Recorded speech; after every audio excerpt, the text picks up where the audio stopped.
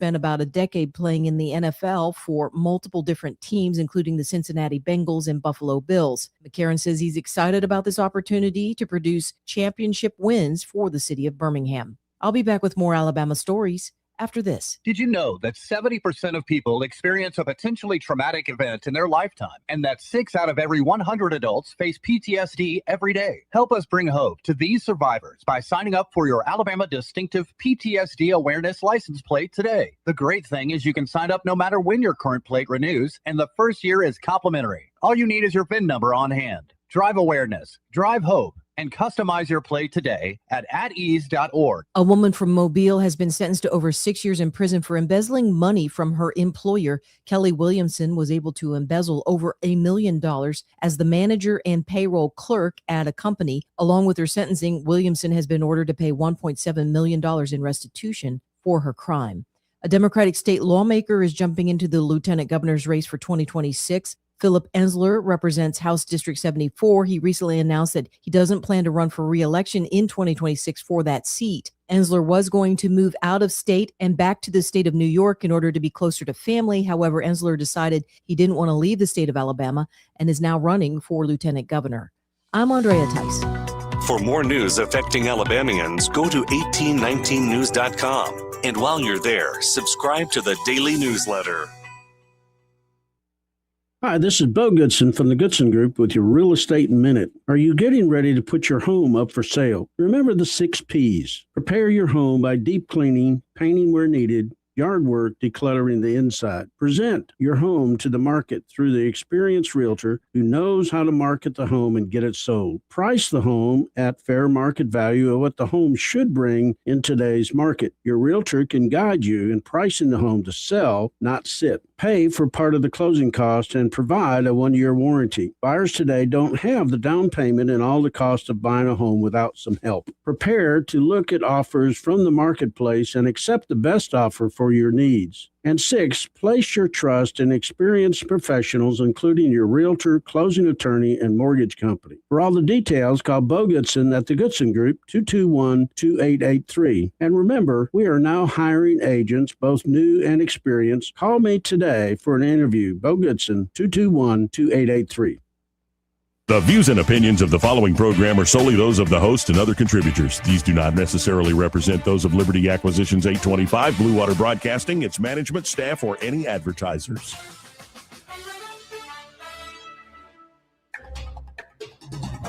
It's time for Montgomery's conversational radio show. It's News and Views on News Talk 93.1 FM. To join the conversation, call 272-9228.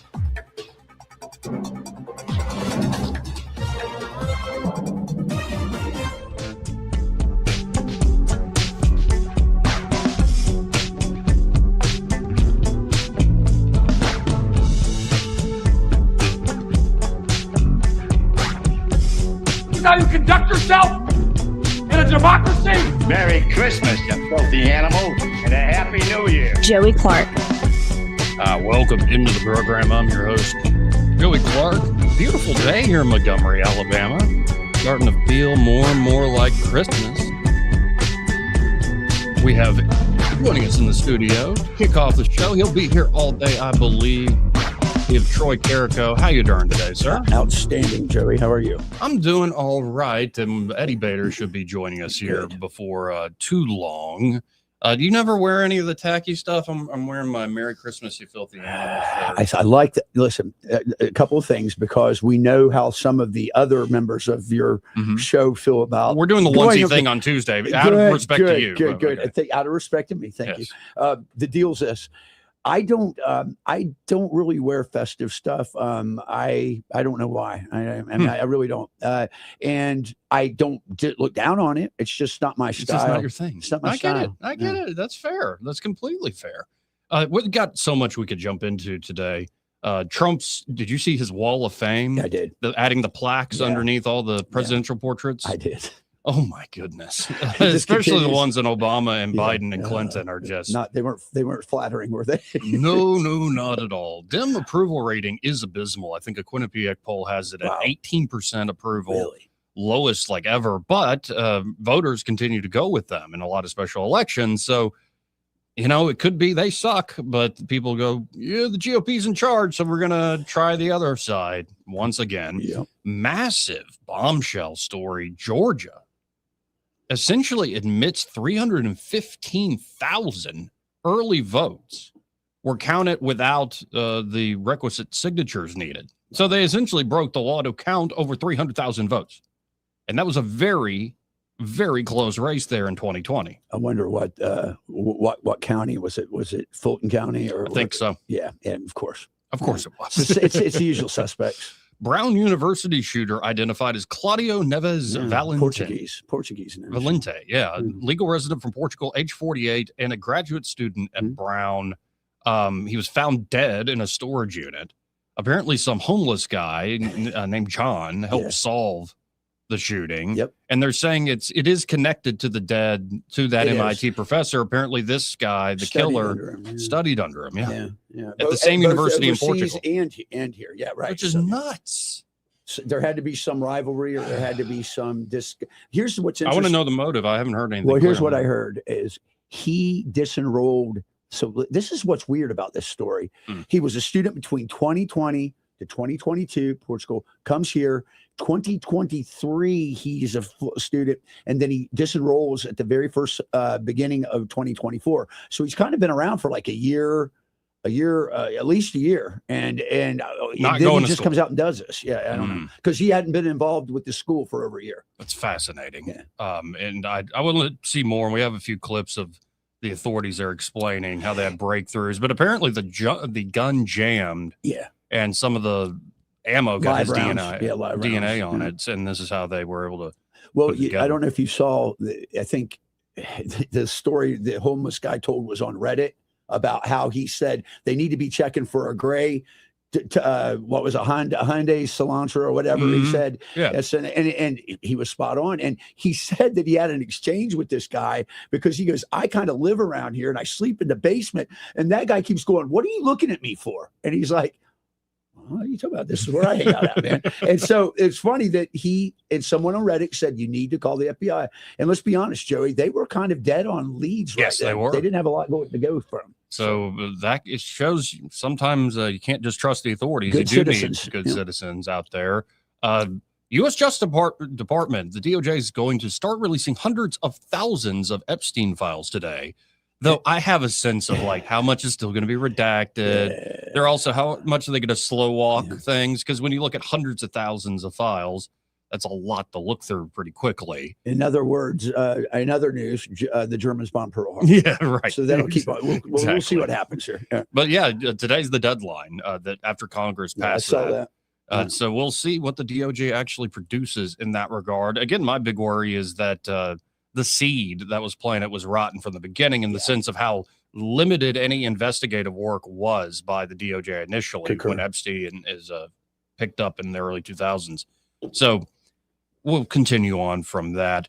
Europe throws $105 billion lifeline to Ukraine. Yeah, I saw that. And that just continues. Also saw Putin saying, we've agreed to the terms Trump set down, but we're trying to work it out with our European partners or whatever. Yeah. Well, it seems like that war is going to continue to churn. Unfortunately, I don't see any quick end in it. So. Yeah, likewise. Erika Kirk on stage at America Fest. It's the big tentpole event for Turning Point USA. She makes a full-throated endorsement of J.D. Vance for president in 2028. And then, of course, we'll get into it a little bit.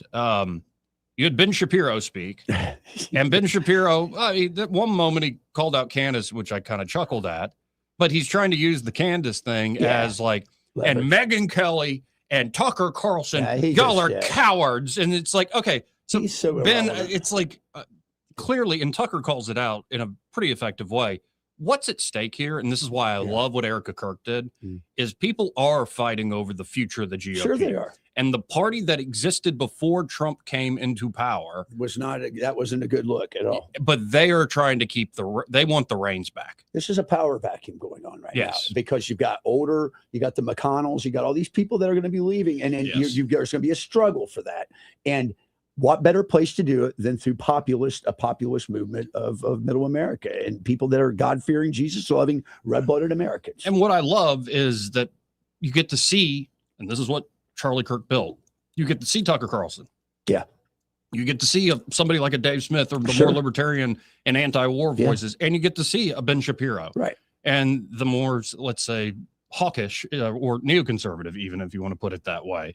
And they can all be in the same place. They can throw all sorts of shade and barbs at one another. Mm-hmm. But if we're going to have a big tent, the energy that comes from that fight hopefully leads you to greater heights. Now, I think it can start to become counterproductive and destructive when, well, you end up in the land of, I just believe my suspicions, man, and I can't really prove anything, man. But thanks, Candace. Right. And so we'll get into that in a second. Did you see what on a sidebar about J.D. Vance 2028? Did you see that AOC says, I would kill him? I would kill him. Oh, I did see that. Where world does she live in? She would whoop him in an election. I'm going to whoop that Ohio boy. Yeah, I don't know. I don't underestimate AOC. Well, don't overestimate her either. Oh, I agree. Some of those kind of claims. I'm in the point of where I don't believe my suspicions, but I also don't believe the conventional wisdom. And I'm at this sort of like wait and see moment. Yeah. And honestly, I just have to say this starting today. Read through, and actually I've been rereading it and listening to it in audiobook, different translations, including the King James, the letter of James. And it's not just the letter of James, but that one created stark just dissonance in my mind. In some ways, it's one of the most uplifting things there in the New Testament, and also the most humbling. Yeah, humbling, yeah. But one thing I keep noticing is like all the injunctions that are found in the letters of Paul, in the letter of James. And in many things, keep making me go, wait, people do that in politics all the time. Nothing new under the sun, Joey. Right. And so I'm like, wait, do I have to just go away and be quiet? Like I know in First Peter, they say, be good citizens and stuff like that. And then I wonder how much of that's prudential and about the context of living in Rome and being persecuted and whatnot. But that's something I keep stumbling over, is that the world that has trained me, being of the world of the online political discourse that has coarsened so much in these years. Yes. Thank you, Trump. I'm starting to notice, like, can one be a good Christian and even engage in this profane world? I think you can. I think you can. That's where I lean. But there's a lot of moments where I'm like, dadgummit, like where James calls out the tongue. Yes. And the same tongue that blesses God, curses come out of it as well. Yeah. And it's just like, we're well, filthy animals. And if you want proof, go look at X. Go look at any social media. Veritable, and it shows, like, where it says, we've tamed all sorts of wild animals and domesticated animals, but we have yet to tame the tongue. Yeah. And dadgummit, we are living that out right now in this modern age. Like, the tongue is let loose and wild, and at times it's magnified now. It says awesome things, but at other times it has those same blessings and curses. And so I don't know. That's just a personal little wrestling I'm doing right now as I'm reading through things. But I just picked up at the supplement Bishop Barron's Word on Fire that thing is Bible. Incredible. And this, about an inch and a half inch thick thing is only the 4 Gospels, because it has a lot of commentary from Bishop Barron himself and from like Joseph Ratzinger, who was Pope Benedict, but also has like a lot of the early church fathers, but as well as like artwork, like famous artwork, frescoes, cathedrals and stuff that correspond to certain verses. And then this one thing I found this morning where I went to Luke, the 2nd chapter of Luke. And of course, that is the birth of Jesus. Yes. And right under that, and 2:7 of Luke says, and she gave birth to her firstborn son and wrapped him in bands of cloth and laid him in a manger because there was no place for them in the inn. Right underneath that is a poem by G.K. Chesterton. And since we're getting close to Christmas, you need to can I read it? I think you should. I think it's mandated. You should. Yes. It's called The House of Christmas. Excellent. There fared a mother driven forth out of an inn to roam. In the place where she was homeless, all men are at home. The crazy stable close at hand, with shaking timber and shifting sand, grew a stronger thing to abide and stand than the square stones of Rome. For men are homesick in their homes, and strangers under the sun, and they lay on their heads in a foreign land whenever the day is done. Here we have battle and blazing eyes, and chance and honor and high surprise, but our homes are under miraculous skies where the Yule tale was begun. A child in a foul stable where the beast feed and foam. Only he was homeless. Are you and I at home? We have hands that fashion and heads that know, but our hearts we lost how long ago? In a place no chart nor ship can show, under the sky's dome. This world is wild as an old wives' tale, and strange the plain things are. The earth is enough, and the air is enough for our wonder and our war. But our rest is as far as the fire drake swings, and our peace is put in impossible things, or clashed and thundered unthinkable wings round an incredible star. To an open house in the evening, home shall men come, to an older place than Eden, and a taller town than Rome, to the end of the way of the wandering star, to the things that cannot be and that are, to the place where God was homeless, and all men are at home. Profound. Welcome into Friday, and as I said earlier in the week, I in particular am trying not to take the things for granted. Right. That have always been around me and I think planted seeds within me, and I hope planted seeds in many of us. But it is truly a profound miracle that we are about to celebrate here, that we are still waiting on. It's the Advent, on. Baby. It's the Advent. Our Savior is born in the East soon. We will be freed of our sins and our death. Yeah. So profound. Remind yourself too, and I get this from James as well, be careful where you land your gaze and where you land your glances. Right. Like, it's one thing to glance at that fun Dean Martin Christmas song, or glance at the Christmas lights as you drive around town, and glance even at the parades you see on TV or the parades you might get to see in your own hometown. Right. But what you gaze into will often, number one, gaze back. Yes, it will. And I am very cognizant of it. What do I mostly gaze into? These frickin' screens right in front of me.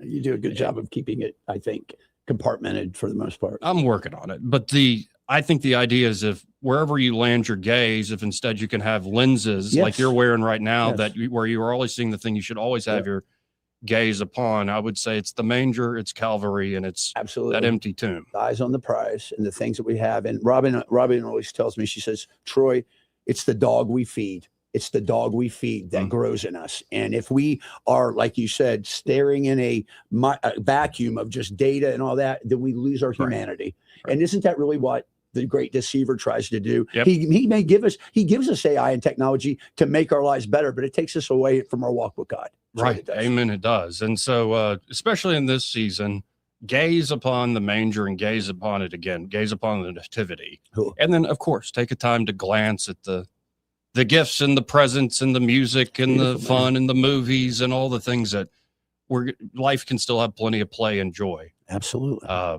But that's where my head's at. And how about this? Let's hit a break. We'll come back with all that political nonsense we mentioned a second ago. He may not know whether he's coming or going, but whether you're going to work or coming home, Greg Budell is there. Mornings, 6 till 9, and afternoons, 3 till 6. Only on News Talk 93.1 FM, WACV. This season, Guardian Credit Union is here to make your holidays merry, bright, and financially right. Whether you're shopping for the perfect gift or planning a cozy getaway, we've got you covered. With holiday loans, checking solutions, and fraud protection tools, you can spend with confidence. And Guardian's mobile app makes it easy to keep track of your holiday budget. Stop by one of our branches and let us be your holiday helper. From all of us at Guardian, happy holidays. Federally insured by NCUA, Equal Housing Opportunity. This is Lyle from Marguerite's. I want to tell you about our $99 Christmas special. Beautiful, gorgeous, lab-grown diamond earrings, a half-carat total weight, quarter-carat each. Those are big diamonds, only for $99. Your choice of 14-carat white or yellow gold. No one else offers in this country. You can search the internet all you want. You are not going to find that except at Marguerite's. We lose money, but we make great customers. We want to see you this Christmas. Come in at Marguerite's and shop our $99 Christmas special. Take that, Mrs. Target. Is it just me, or has watching TV gotten way more complicated than it used to be? There are a million different services, lots of stuff you want to watch but can never find, and don't get me started on the bills. Well, thankfully, there's Philo, a better way to TV. For as low as $33 a month, I get the channels I love. MTV, BET, Food Network, you name it. Plus everything that AMC Plus has to offer. And guess what? They've added access to HBO Max Basic with ads plan and Discovery Plus, so I can enjoy all the best TV with one subscription. The best part? There are no contracts, no surprise fees, and just one low price. And their DVR is awesome too. I can save everything I love on Philo for up to a year and skip the ads when I rewatch them. That's a total game changer. I signed up directly at philo.tv. That's philo.tv, so I could lock in the best price around. Philo's the easiest decision I've ever made. Now the hard one is trying to decide what to binge next. Hi, I'm Brian McMahon with Turf Stalkers. Within a few months of advertising with Blue Water, our customer base doubled. If you're looking for similar results, we highly recommend advertising with Blue Water. Our advertisers are our biggest advocates. Call us to find out how radio can increase your bottom line. Blue Water Broadcasting. Local folks helping local business. If it concerns your community, you'll hear about it on News Talk 93.1. News Talk 93.1 FM WACV.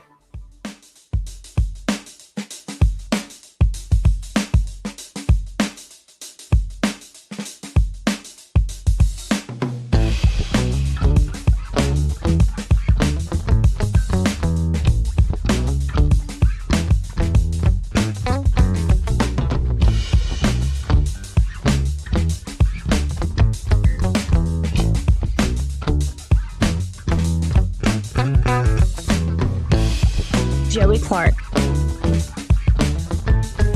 Welcome back. I'm your host, Joey Clark. Troy Carrico here in the studio with me. And let's jump right into this America Fest thing. But before we jump into choose your fighter, Ben Shapiro or Tucker Carlson, the struggle for the future of the GOP. A cage match. Yeah, steel cage. And it could, you know why? And you know who could referee it or do the timekeeping would be Nick Fuentes. No, don't let Fuentes. Let him in there. He's running in with the bell ring. Oh, he's got a foreign object. That's great. With the ring bell, he's got him over the forehead. He's bleeding. Anyway, well, instead, before we get into the fight that's going on, and again, I appreciate TPUSA actually allowing this to continue. I think it's wonderful. Here is Erika Kirk making it very clear who she and that organization are going to support in 2028. In fact, this week we had Marco Rubio come out and say, I will not run if this guy goes for the GOP nomination. You have Trump himself kind of saying, well, if there's anybody going to replace me, it's going to be this guy. Though it might be Marco, who knows? Little Marco. But here is Erika Kirk yesterday. Ensure that President Trump has for all 4 years.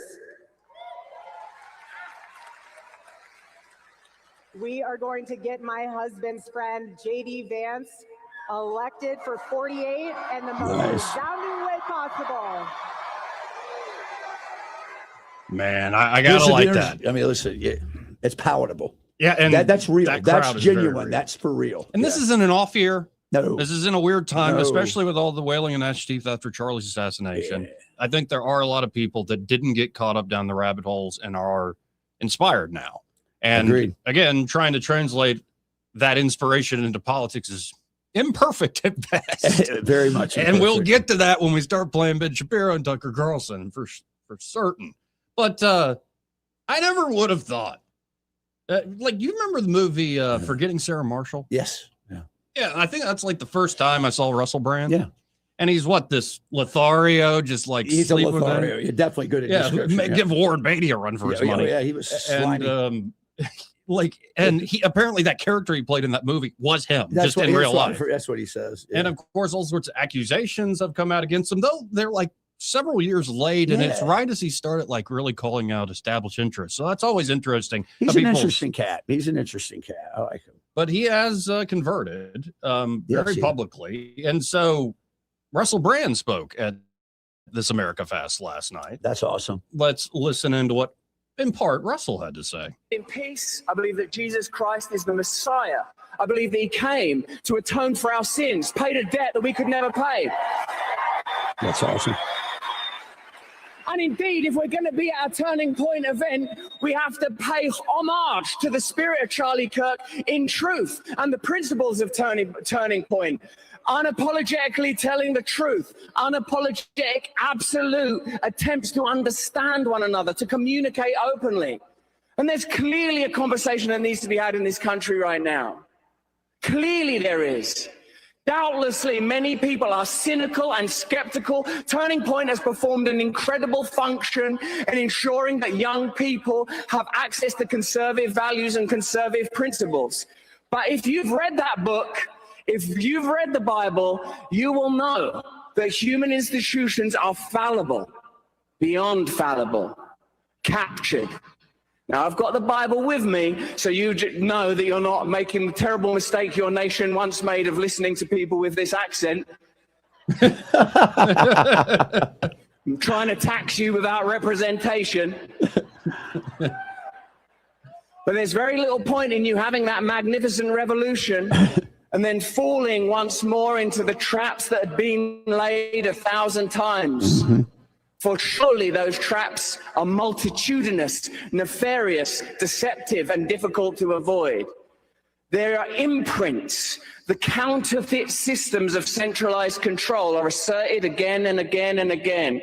It is the function of the world to distract you. It is the function of the world to enchant you. It is the measure and means of the evil one to create facsimiles of systems of omnipotence, omniscience, and omnipresence. And I tell you this, as a proud Englishman from a country where they're introducing facial recognition technology, digital ID, ending trial by jury, incarcerating people for free speech. The United Kingdom is in trouble, and we look to you for an example, and that example must be transcendent of the political. In short, that was profound. Hey, listen, I'm glad to see him fully on board, man. Yeah, no, and very similar to what we were saying. I had not heard that until we sat down and listened to it just now. We both opined that it's the dark ones are deceiving this world with ideas and technology. Now, here Erika Kirk takes a slight jab.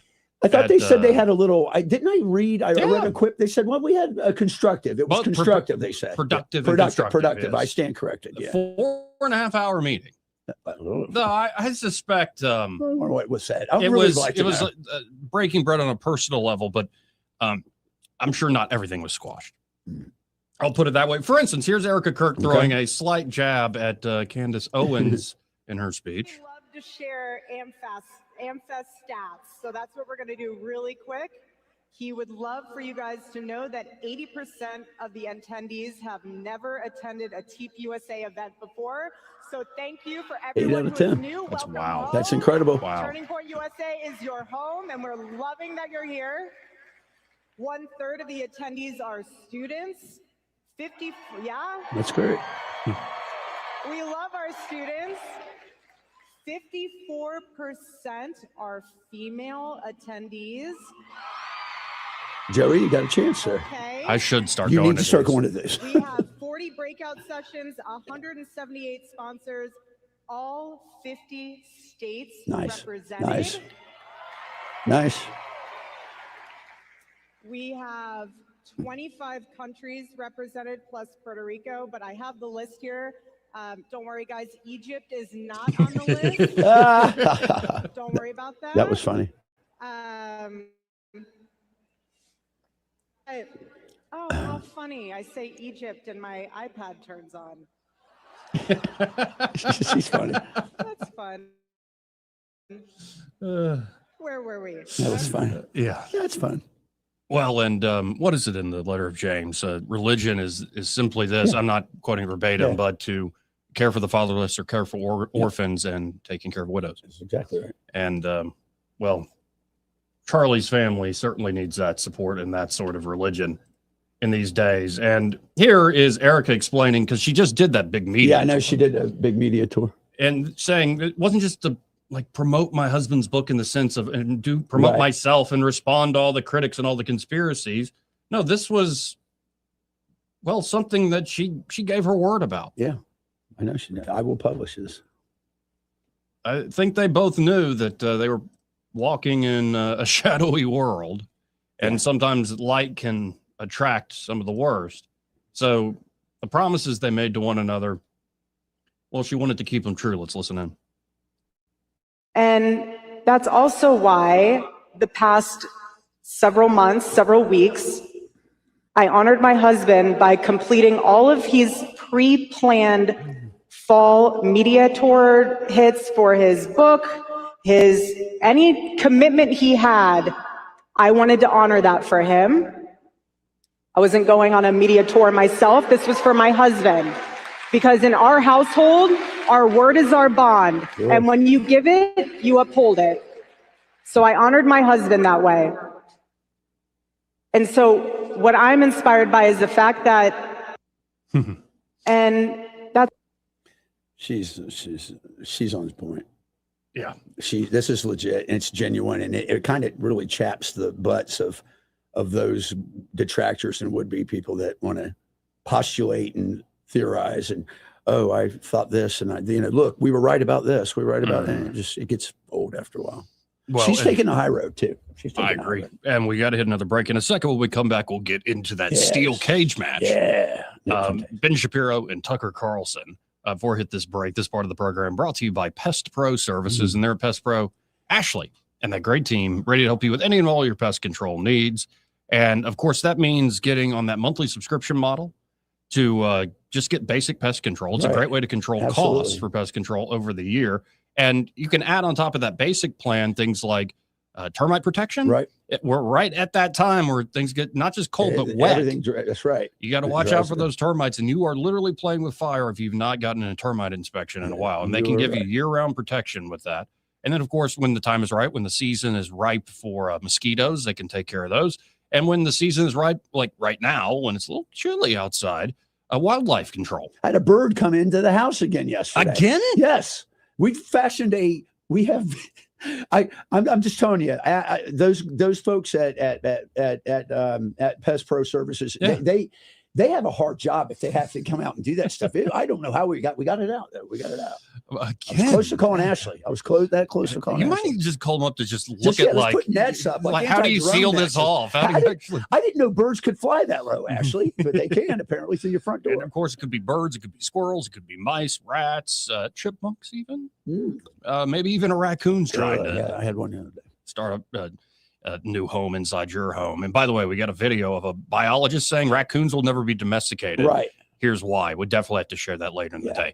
But if you don't want any little critter making a home out of your home this winter, get in touch with Pest Pro Services. You can always learn more at ppsriverregion.com, or just search Pest Pro Services on the Book of Faces, or just call them direct at 265-9990. That's 265-9990. When you want to know, call a pro. Pest Pro Services, and be sure to tell Ashley and that great team that Joey and Troy, those fellows on the radio, sent you. Want to carry News Talk in your pocket? Download the News Talk 93.1 app from the App Store. Available on iPhone and Android. Never miss a moment. Download now. Hi there, I'm Kim Williams with Alabama Home Mortgage. For many years, my team and I have worked diligently to provide our veterans with top-notch service, as it is our honor to serve those who have served us in the armed forces. Madeline and I are certified veteran lending specialists. Nationwide, there are over 22 million veterans that qualify to purchase a home through the VA loan program. Yet less than 2 million of them currently have a VA home loan. Many lenders do not keep up with the ever-changing guidelines and benefits of the VA loan program. They are intimidated by the program, resulting in many veterans not obtaining VA loans. This is unacceptable. The VA home loan program offers service members and veterans with 100% financing. You've already paid your down payment. If you are currently serving or have honorably discharged, we would love an opportunity to discuss how the VA program can serve you. Give Alabama Home Mortgage a call at 567-4223 or visit us online at myalabamahomemortgage.com to complete an application on your time. Thank you for your service. NMLS 1586-36-8, Equal Housing Lender. Hey guys, this is Todd Clark with River Region Contracting, your premier roofing contractor in Central Alabama. So remember the name, River Region Contracting, for all your roofing needs. We're not affiliated with any other roofing company in the River Region. We've been in the roofing business since 2005. We don't have to buy our leads, and we don't have to knock on doors when the storms come around. We have thousands of satisfied customers throughout Central Alabama. So call us at 334-356-8635. That's 334-356-8635. For too long, Alabama's statewide news companies have shamed us for our conservative Christian values. Alabama deserves a news company that cherishes our culture, a company that isn't bought and paid for by the powers that be. 1819 News is that company. Run by Alabamians for Alabamians, 1819 News celebrates what is good and beautiful about our state, while exposing those who work against our values in secret. Just go to 1819news.com to learn more. Subscribe to our newsletter. That's 1819news.com. The Rich Thomas Weather Network is brought to you by Earnest Financial. If you're tired of losing your money in the stock market, call David Earnest, 334-279-7431. Earnest Financial, LLC. Rich Thomas Weather. Well, hi, everybody. It's a pretty good forecast. Today is the only day in the 50s for the next several days. A little breezy, but lots of sunshine. We'll go down to about freezing tonight with mostly clear skies. I've got us around 63 and mostly sunny on Saturday, up to about 67 on Sunday. Could be an isolated shower somewhere in the area. Monday, Christmas week begins with a high around 62, but will be warmer for the rest of the week. In fact, I think by Wednesday, Christmas Eve, and also Thursday, Christmas Day, we will be in the lower 70s. It's a dry, storm-free holiday forecast. From Blue Water Weather Center, this is Rich Thomas. At CB&S Bank, we've been meeting the needs of our customers since 1906. Need help setting up new business goals? Our line of commercial loans can help you achieve them. Go to cbsbank.com to find a location near you. All loans subject to credit approval, member FDIC, and equal housing lender. News and talk without the static. The River Region's most trusted voice. News Talk 93.1 FM WACV.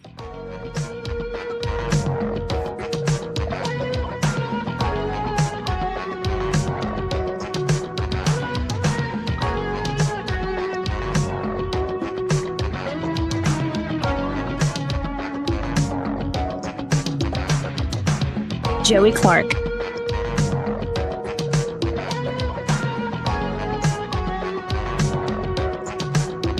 Welcome back. We're kind of going over some of the speeches there at America Fest. Now, it was a 3.5-hour event. There were all sorts of speeches with different topics. Michael Knowles taking on this whole idea of like, what is an American? And as much as it might hurt some of my friends' hearts, I tend to be more on the side of Mr. Ramaswamy on this one. But there's also a lot of nuance to the argument, and like a lot of these things, it might be the false dilemma is, well, indeed false, no dilemma at all, and there's ways to resolve it. But maybe for another day when we have plenty of legroom, we can get into what really makes somebody an American. I think that'd be a good topic for us one day. But Michael Knowles, I think, did it in a pretty effective way. But so there's a lot of speeches, and if you're interested in that stuff, you know where to find it. But here is Ben Shapiro. This is just a quick shot at Candace Owens, who was on a lot of people's minds, I suppose. Let's listen in to Mr. Ben Shapiro. Because we have a duty to truth, we also have a duty to provide you with evidence of the claims that we make. Emotive accusations, conspiracy theories, and just guessing questions, that's lazy and stupid and misleading. None of them are a substitute for truth. None of them are a substitute for evidence.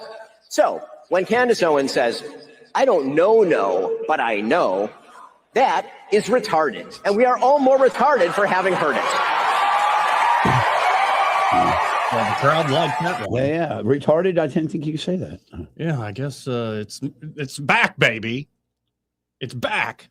It's back. Right. And it kind of never left. I was going to say, I think it never really left. But Ben Shapiro couldn't help himself. He can't. Because it's not enough to, like, it's one thing if, like, I'm going to make a point to call out Candace Owens. But it's very clear, and he did another speech at Heritage Foundation recently, that Ben is part of, let's say, one side of the party. He is. I think that's been more establishment over the years before Trump. He's definitely and more they want the reins back. He is definitely part of that establishment, in my opinion. Now, I think my opinion on this, again, it's always synthesis. Like J.D. Vance, I think, has a foot in multiple worlds. For instance, that American citizen, what makes an American question, Vance is literally married to a woman of Indian descent. And so, but yet he's one of the best voices on, we have to stop not only illegal, but legal immigration. We've had too much of it, and we have to look out for Americans. That's the whole point of a government is to look out after its own people. A good government. And so I think the person that rises is going to be the person that, like Charlie Kirk was doing, or like Trump has done it in his own way, who can square all these differences, and they are heated differences at times within the larger party, and bring them back together. Be the glue, be the bridge. Right. But again, Ben Shapiro is more on the camp of, well, it's been knives out for Tucker Carlson for a while, especially since that Ted Cruz moment. Oh, come on, man. There's so much hatred for him. It's just that way. And there's definitely stuff Tucker says. I'm like, and Tucker himself's like, in a speech I'll play in a second, like, man, I saw that guy. Want to pop his ass. Yeah. Like Tucker can be a real, well, I can't say that word.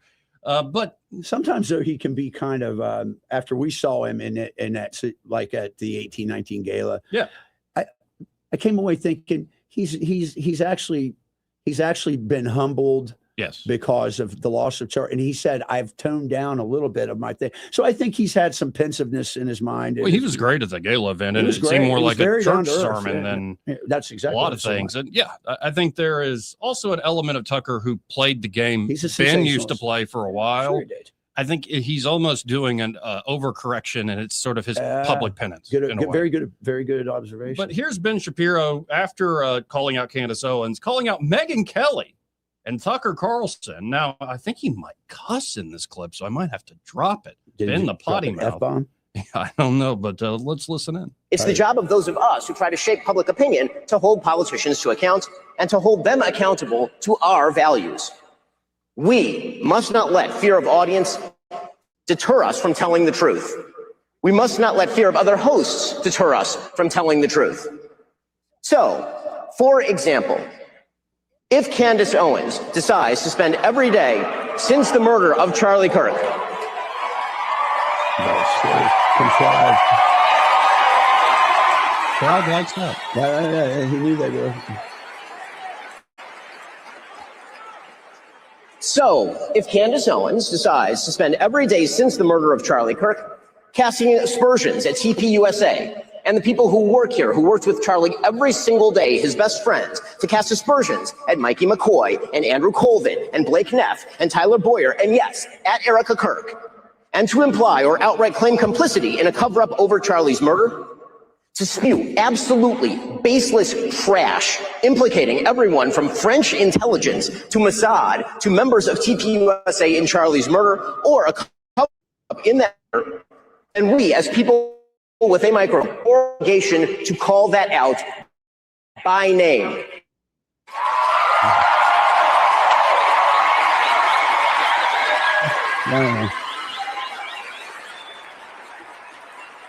Erika Kirk and TPUSA never should have been put in the position to have to defend themselves against such specious and evil attacks, particularly in a time of mourning. He sets his blood in the water with Candace, and he can eliminate her. And the people who refuse to condemn Candace's truly vicious attacks, and some of them are speaking here. And that's the thing. It's not just Candace, but other people who didn't condemn. I know. Are guilty of cowardice. Yes, cowardice. You just showed his eyes, boys. The fact that they have said nothing while Candace has been vomiting all sorts of hideous and conspiratorial nonsense into the public square for years is just as cowardly. So, in a second, we'll go to Tucker Carlson. First, this part of the program brought to you by River Region Contracting, and there at River Region Contracting, Todd Clark and that great team are ready to help you with that roof of yours. And 'tis the season where things get, frozen. I had to go on the roof with the bird to get the window open. I was like, we had it done about 5 years ago. And I'm thinking, man, it's already starting to look a little When rough. did you get an inspection last? It was 2 years ago. Yeah, you might as well just go ahead and get another because you can do it every year for free. Yeah, it's always free there at experts Virgin at this. Contracting. Yeah. It really is. And if they find an issue, especially if you're getting inspections often, number one, it's not going to cost that much. That's right. And insurance won't fight it as much. Exactly. And they can also write up an estimate for free when they find an issue. And they're insurance specialists. So if you do want to fight with your insurance company or they want to fight with you, they have your back and walk you through that claims process, make it an easy and swift experience. So y'all check out River Region Contracting today, whether it's an asphalt roof or a metal roof, any sort of roof, you need regular inspections, get that work done. Just call them at 356-8635. That's 356-8635. And be sure to tell them that Joey and Troy, those fellas, on the radio sent you. Yeah, so here is Tucker. Let's see what he has and to it say. was just the beginning of what and honestly, watching a good bit of Tucker's speech, there's a lot of repeat of what we heard in person, Troy. Okay, well, let's see what he has But to say. this is interesting, his direct response right after Ben Shapiro. Okay. Here, and I feel like I missed the first part of the program. Hope I didn't miss anything meaningful. But I just want to say, I don't think I did. No, I'm just kidding. I watched it. I laughed. That kind of bitter, sardonic laugh that emerges from you when like Upside Down World arrives. When your dog starts doing your taxes and you're like, wait, it's not supposed to work this way. To hear calls for like deplatforming and denouncing people at a Charlie Kirk event, I'm like, what? This is hilarious. Yeah, this is hilarious. Actually, one of the clips I was listening to myself, thinking as I often do when I hear myself speak, which is never, because I never watch myself, but at these events, they always play like the role of you. And I'm like, that guy is pompous. Woo! Sorry about that. We don't see ourselves clearly. But the prediction that, at some point when Republicans took power again, which I did everything I could, to help, and really felt that was important. I still think, I was right. But I really thought that the impulse to deplatform people, or even to use the word platform as a verb, which it's not, it's a noun, don't steal my nouns, deplatform and denounce. Why haven't you denounced somebody else? The whole like Red Guard Cultural Revolution thing that we so hated and feared on the left that we did everything we could to usher in a new time where you could have an actual debate. I mean, this kind of was the whole point of Charlie Kirk's public life. And I think that he died for it. I really believe that. And I know a lot about it because the last several months of Charlie's life were devoted in part to arguing about this event. In fact, this speech, my speech here. Yep. Which he asked me to do earlier this year, this summer, and was immediately put under just immense pressure from people who give money to Turning Point. I would assume good people, but who wanted him to take me off the roster. And this has all become public, and the whole thing is so sad that I never talk about it, except to say Charlie stood firm in his often stated and deeply held belief that people should be able to debate, and that if you have something valid to say, if you're telling the truth, you ought to be able to explain it calmly and in detail to people who don't agree with you, and that you shouldn't immediately resort to shut up racist. You shouldn't immediately go to motive.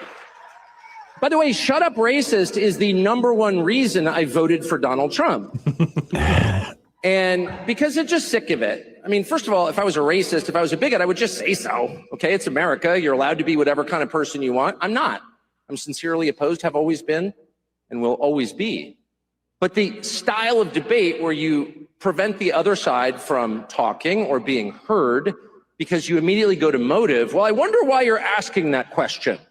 I wonder why. Why are you asking that question? I detect in the question a certain evil in your soul. And everyone listening should know that listening to you implicates them, and that they someday may be asked to denounce you, and that friendship is not a reason to defend someone. Love is no defense. I kind of thought we'd reached the end of that. And as far as I'm concerned, we have. And I'm not going to play by those rules. I'm not going to engage in that. If someone doesn't like what I think, fine with me, as long as I get to express it. There you go. Fair enough. Yep. Got to hit this break. We'll be right back. He may not know whether he's coming or going, but whether you're going to work or coming home, Greg Budell is there. Mornings 6 till 9 and afternoons 3 till 6. Only on News Talk 93.1 FM WACV.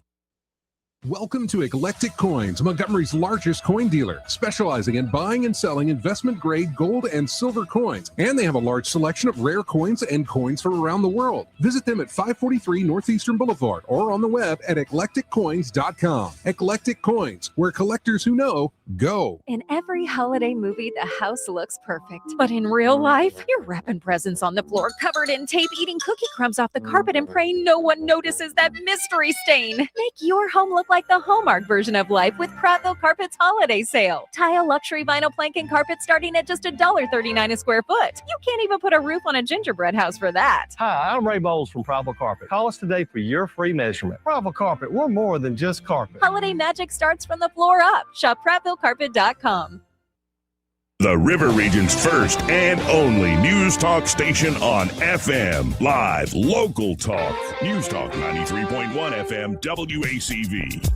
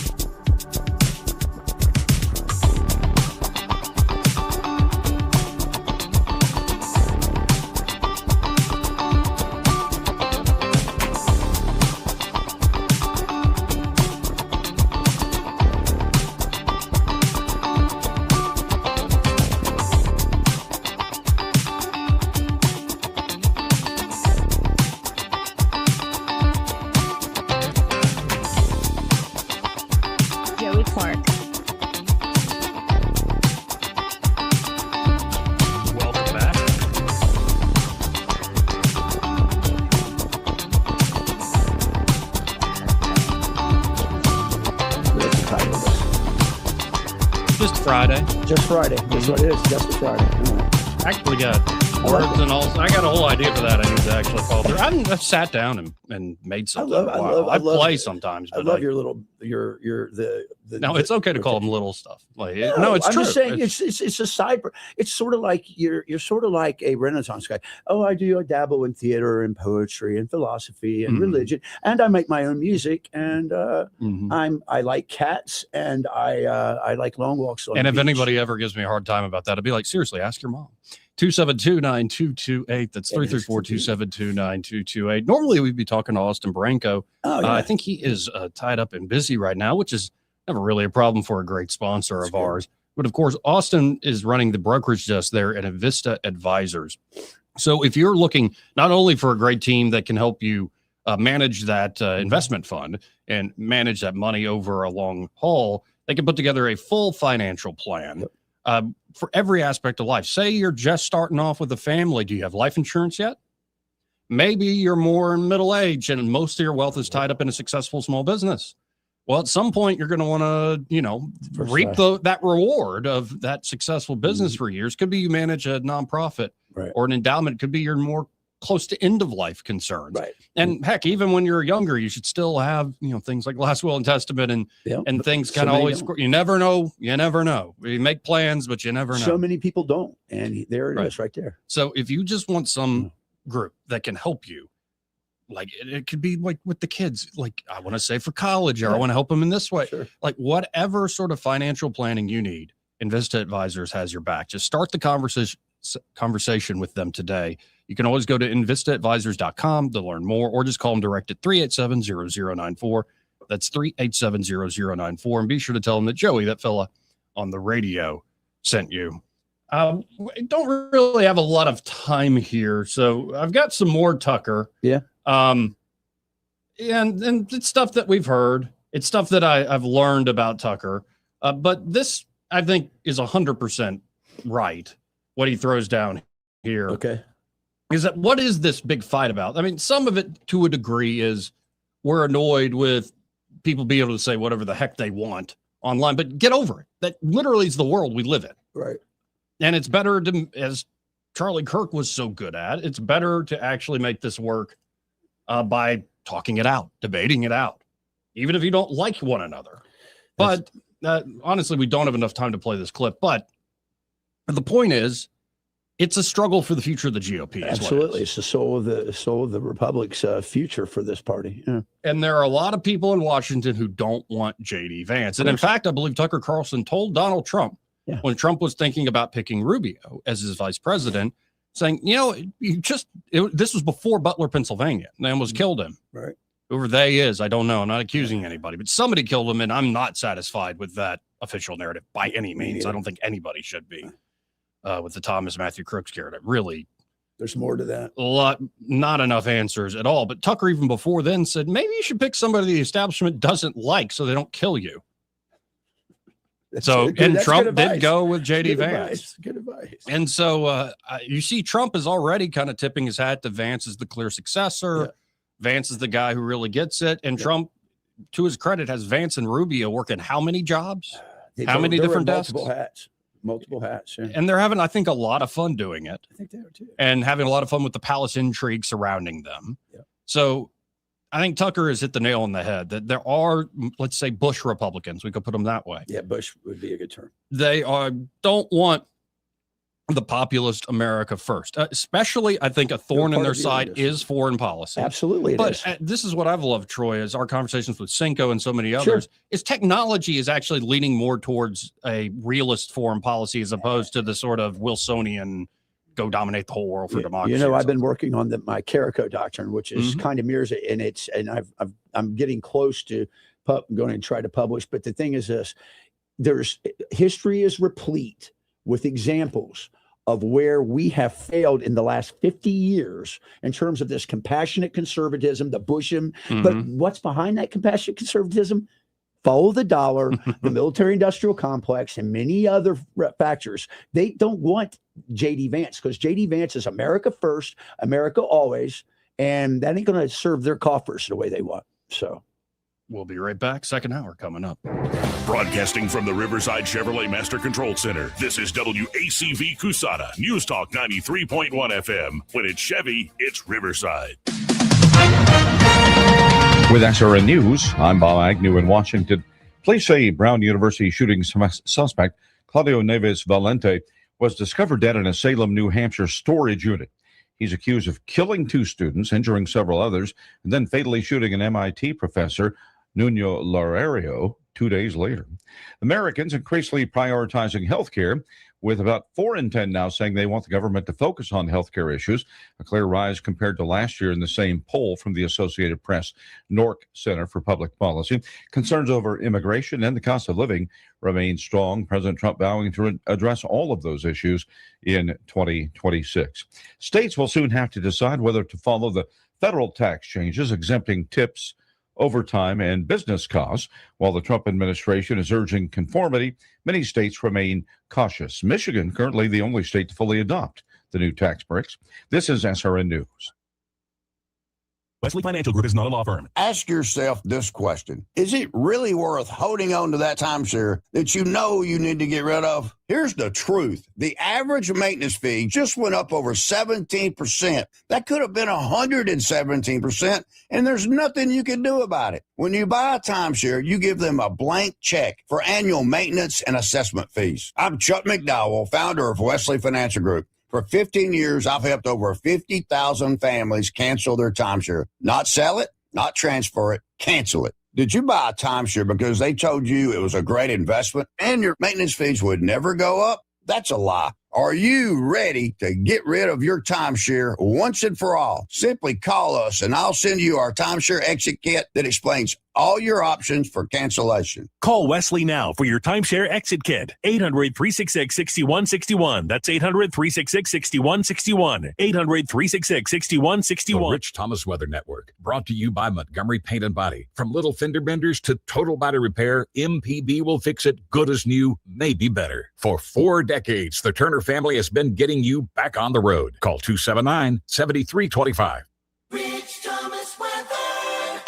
Well, hi, everybody. It's a pretty good forecast. Today is the only day in the 50s for the next several days. A little breezy, but lots of sunshine. We'll go down to about freezing tonight with mostly clear skies. I've got us around 63 and mostly sunny on Saturday, up to about 67 on Sunday. Could be an isolated shower somewhere in the area. Monday, Christmas week begins with a high around 62, but will be warmer for the rest of the week. In fact, I think by Wednesday, Christmas Eve, and also Thursday, Christmas Day, we will be in the lower 70s. It's a dry, storm-free holiday forecast.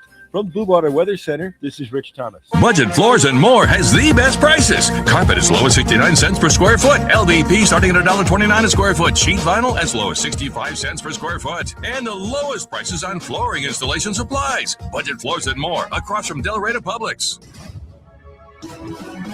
From the Blue Water Broadcasting News Center, here's today's top stories.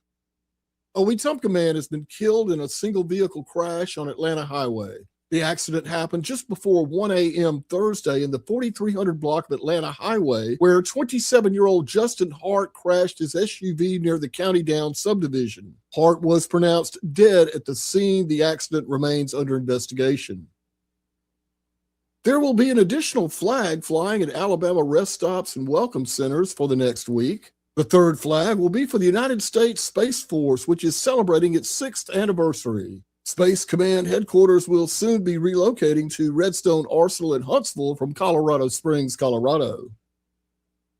2 Millbrook teenagers have been arrested in connection to multiple vehicle break-ins earlier this week. 19-year-old Robert Blowers and 18-year-old Deshaun Oden are charged with multiple counts of unlawful breaking and entering a vehicle and theft of property. The break-ins occurred in the Crossings Drive area. From the Blue Water Broadcasting News Center, I'm Sky Mosley. This hour of news and views is brought to you by our good friends at Alabama Home Mortgage. Alabama Home Mortgage, 567-4223. Visit them on the web at myalabamahomemortgage.com. NMLS number 1586368. An equal housing lender. You're listening to Leaf Filter Radio, and the guru of gutter protection himself, Chris Coonahan, is here to take your most pressing leaf-related questions. Hey, everybody, Chris here. I understand we have Ron on the line. Ron, where are you calling from? Uh-oh. Ron, are you calling from a ladder? Well, I was. I wanted to ask Chris what I need to do to get my gutters ready to have leaf filter installed. Oh, Ron, you don't have to do anything. A Leaf Filter Trusted Pro will come out and clean out your gutters, realign and seal your gutters, and install Leaf Filter, America's #1 gutter protection system. So I didn't need to get on this ladder? Ron, Leaf Filter Trusted Pros are in your neighborhood and ready to help. Just visit leaffilter.com/radio to schedule your free gutter inspection and get up to 30% off. Thank goodness. What was that site? To get this special radio offer, go to leaffilter.com/radio for your free gutter inspection today and get up to 30% off. That's leaffilter.com/radio for up to 30% off. leaffilter.com/radio. See representative for warranty details. The views and opinions of the following program are solely those of the host and other contributors. These do not necessarily represent those of Liberty Acquisitions 825, Blue Water Broadcasting, its management, staff, or any advertisers.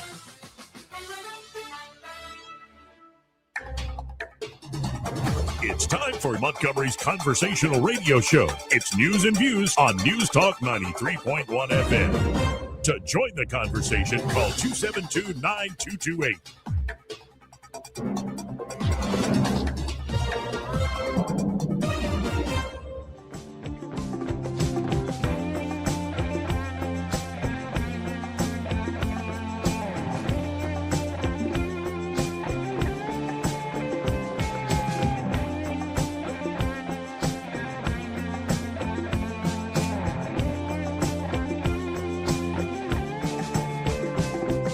Joey Clark.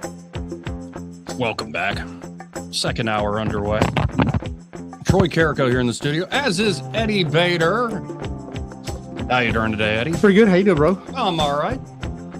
And Troy, I know where Eddie stands on this issue. Oh, boy. But I want to know where you stand on this issue because, my God, did all sorts of folks come out and they have strong opinions about the rescheduling of marijuana. Ooh, the weed. Pleased to announce that I will be signing an executive order to reschedule marijuana from a Schedule 1 to a Schedule 3 controlled substance with legitimate medical uses. We have people begging for me to do this, people that are in great pain.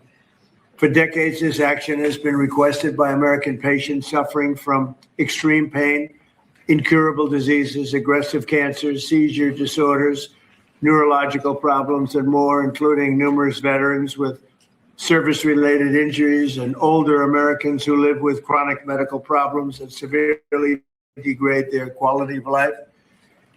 And it's so really, I mean, just, I can't tell you, I think I probably have received more phone calls on this, on doing what we're doing. I don't think I received any calls on the other side of it, but hopefully this reclassification, which by the way, polls at 82%, will help many of those patients live a far better life. Yeah, and because X knows what's going to get me all the comment and stuff is all the folks, especially in the GOP and Congress, as well as many like activists, like kind of your old school moral majority, people we love, like Becky Garrettson came out with a statement saying how awful this was. Like, Becky, you're wrong about this. There was one guy named Congressman Bob Good. He's like, this is one of the worst things Trump's ever done. And my response was simply Bob Bad. Yeah, Bob Bad. Bob Bad. But the back and forth is nasty to where if somebody goes, no, you're wrong on this, they'll be like, you're obviously addicted. Well, and I'm like, wait, using addiction as a cudgel to shame somebody. That's interesting. You wanted my opinion, and I'm going to give it to you. Yeah. I think the war on drugs is the biggest waste of money this country spends every year. I said, you incarcerate for possession, you tear families apart, you lose jobs. If somebody wants to get jacked up in the privacy of their own home, go ahead and do it. I'm going to tell you why.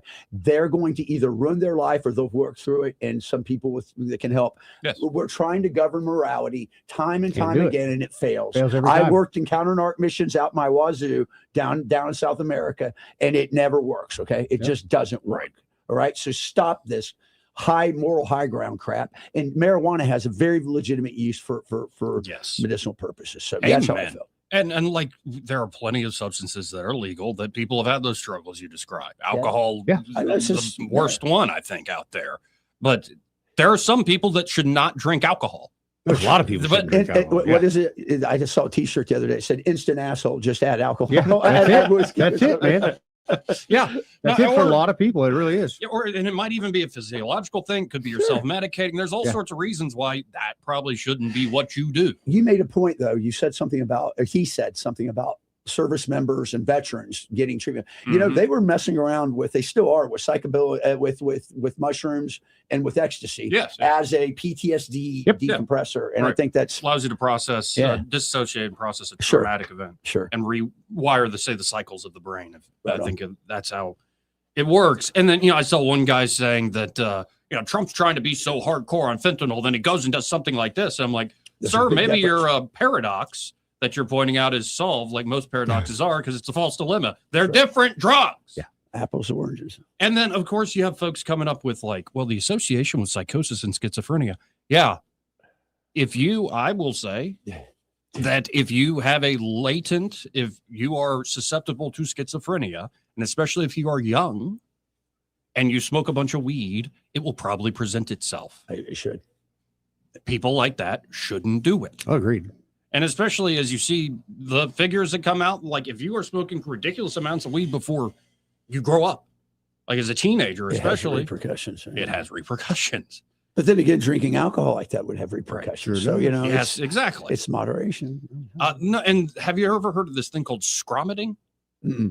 Screaming and vomiting, and the only thing that helps it is taking a hot shower or bath.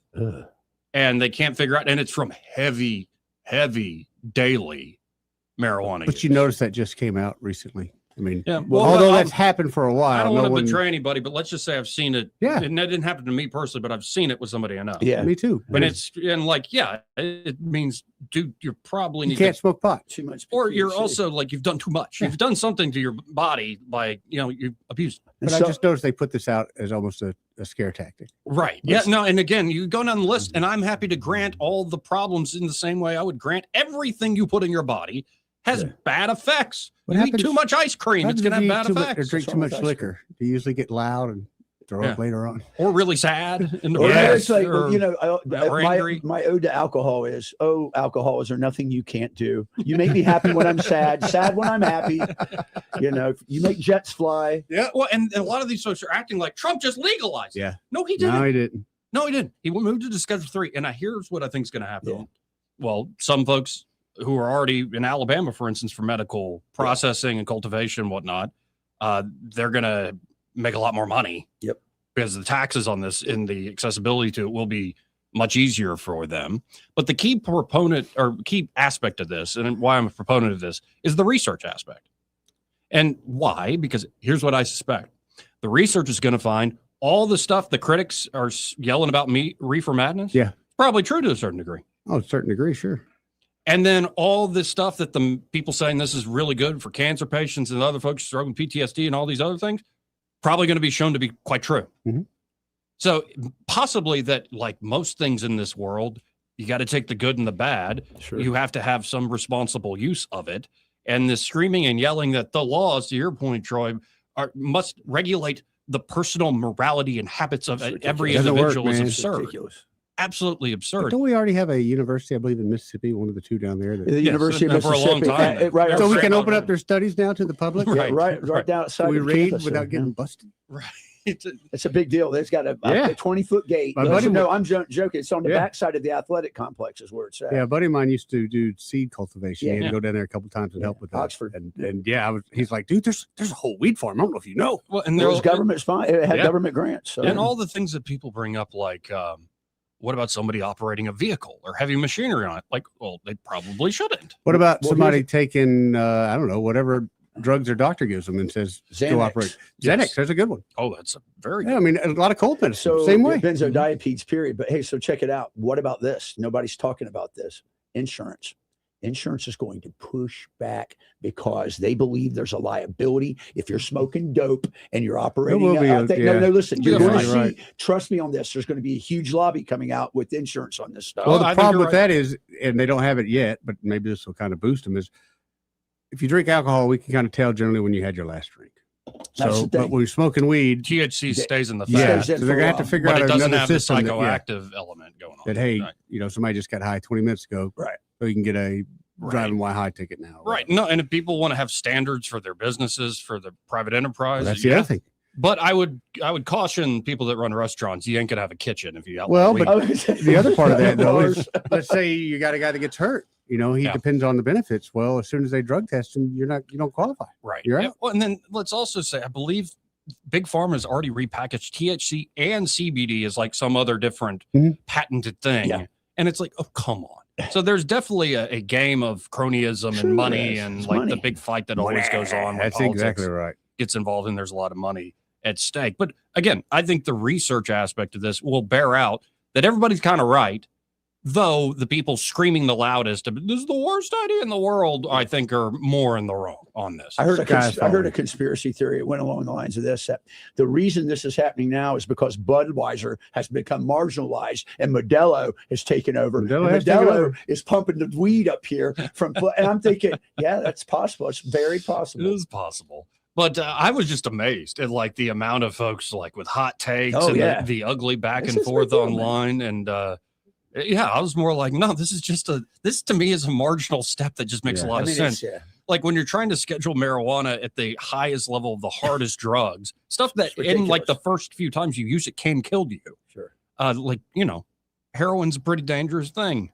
Fentanyl is not even Schedule 1 because it has its uses in the hospital setting. PCP calms me down. Yeah. It's a tranquilizer for elephants. I like to take a nice soothing hit of meth before bedtime. Yes, right. It's so nice. Mm-hmm. But I'm the bad guy because I drink a little NyQuil once in a while. Once in a while? How about every evening? It's a nice nightcap. Because I pop 2 Xanax and I drink a half a cap of NyQuil. And the dreams come. What dreams may come. Let's go to line 1. You're on there. Who's this? Hello. Hi, it's Dr. Janie. Hi, Janie. Dr. Janie. Janie, hold on, slow down. Hold on here. This is Colonel Holland, Chuck's doctor niece from Nashville. Yes. Hello. I told her to call us. What's going on, Janie? Well, not much, but I wanted to add my 2 cents to the marijuana conversation. Please. Don't forget that, the reason that marijuana likely has been Schedule 1 for so long is because you can't patent it and Big Pharma can't make, crazy amount of money. That's true. Selling it.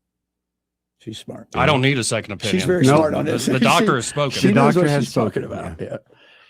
So Janie's an interesting cat. Her brother, who I'm very fond of, Holland, he went to to West Point, was a Rakkasan like I was, went to Ranger School. We have a very similar path, but this is one of the many of the Holland family and the Gibson family's gifts to our country. Servants. She went to Baylor. Well, you went to Baylor Medical School, didn't you? So I did my residency in family medicine at Baylor. That's right. School of Tropical Diseases too, right? Isn't that what they call it there? Well, so I did medical school in the Caribbean. I did it at Ross University, and then I She's did a sharp. You're a sharp cat. So you enjoying your visit, I guess, then, right? What'd you say? I said you're enjoying your visit with your uncle. Oh yeah, I always have fun in Alabama as well, with freedom loving, bourbon drinking, cigar smoking patriots. Amen to that. Where are you currently working? So I currently work in Nashville. I do some urgent care work, and I do some nursing home work as well. Very cool. Yeah, my brother's lovely wife just started as her fellowship there at Vanderbilt in I think pediatrics with the NICU. So I've been in that stomping grounds. It's a nice town, Nashville. Yeah, I like it. I have mixed feelings about Vanderbilt, but Fair enough. They tend to be a little bit on the woke side of things, but it's a good educational She's a true system. conservative. Yeah, I very sensitively have had those topics with discussions on those topics with my sister-in-law. But yeah, I completely agree with your point on the cannabis front, that if it can literally be grown like a weed, it's maybe not going to be as profitable as the other patented things with artificial restrictions on supply. Makes a lot of sense.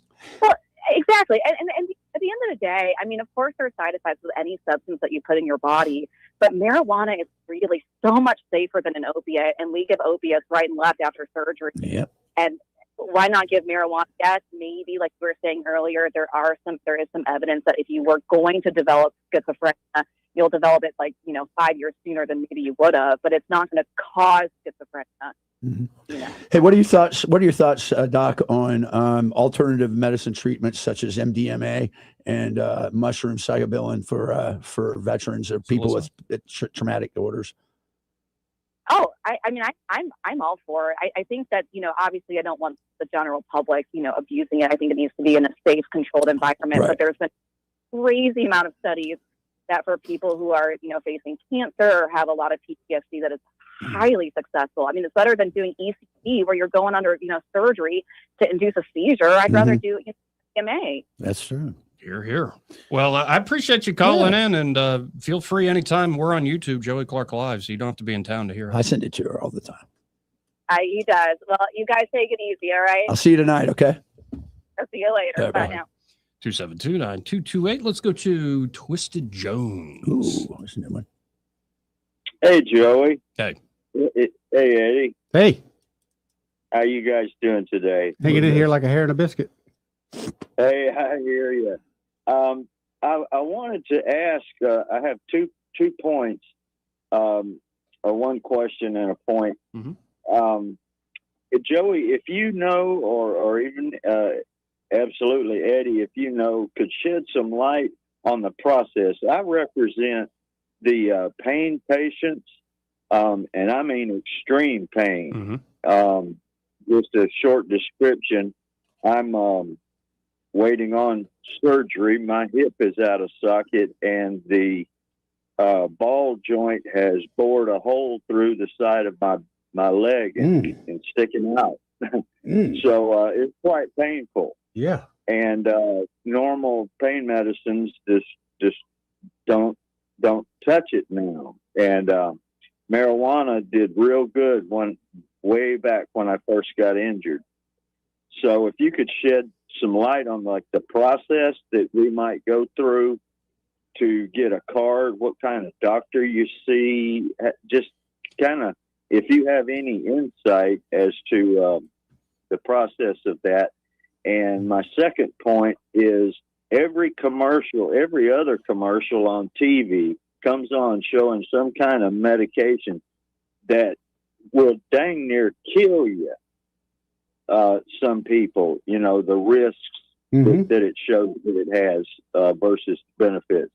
So everything does. I heard you mention even ice cream. Well, I use I use the example of peanut butter. It's documented. It'll kill you if you eat 7 gallons a day for 3 years.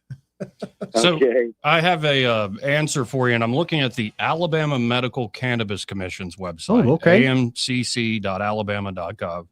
And it has patient and caregiver registration. A prospective medical cannabis patient in Alabama must receive a medical cannabis recommendation from a registered certified physician in Alabama. Now, there's been a holdup on this because the licenses have been in legal limbo for so long. That looks like we're finally getting past that. The Alabama Board of Medical Examiners will only begin certifying physicians to recommend medical cannabis once the medical cannabis commission has issued at least one license each to a cultivator, processor, secure transporter, and dispensary.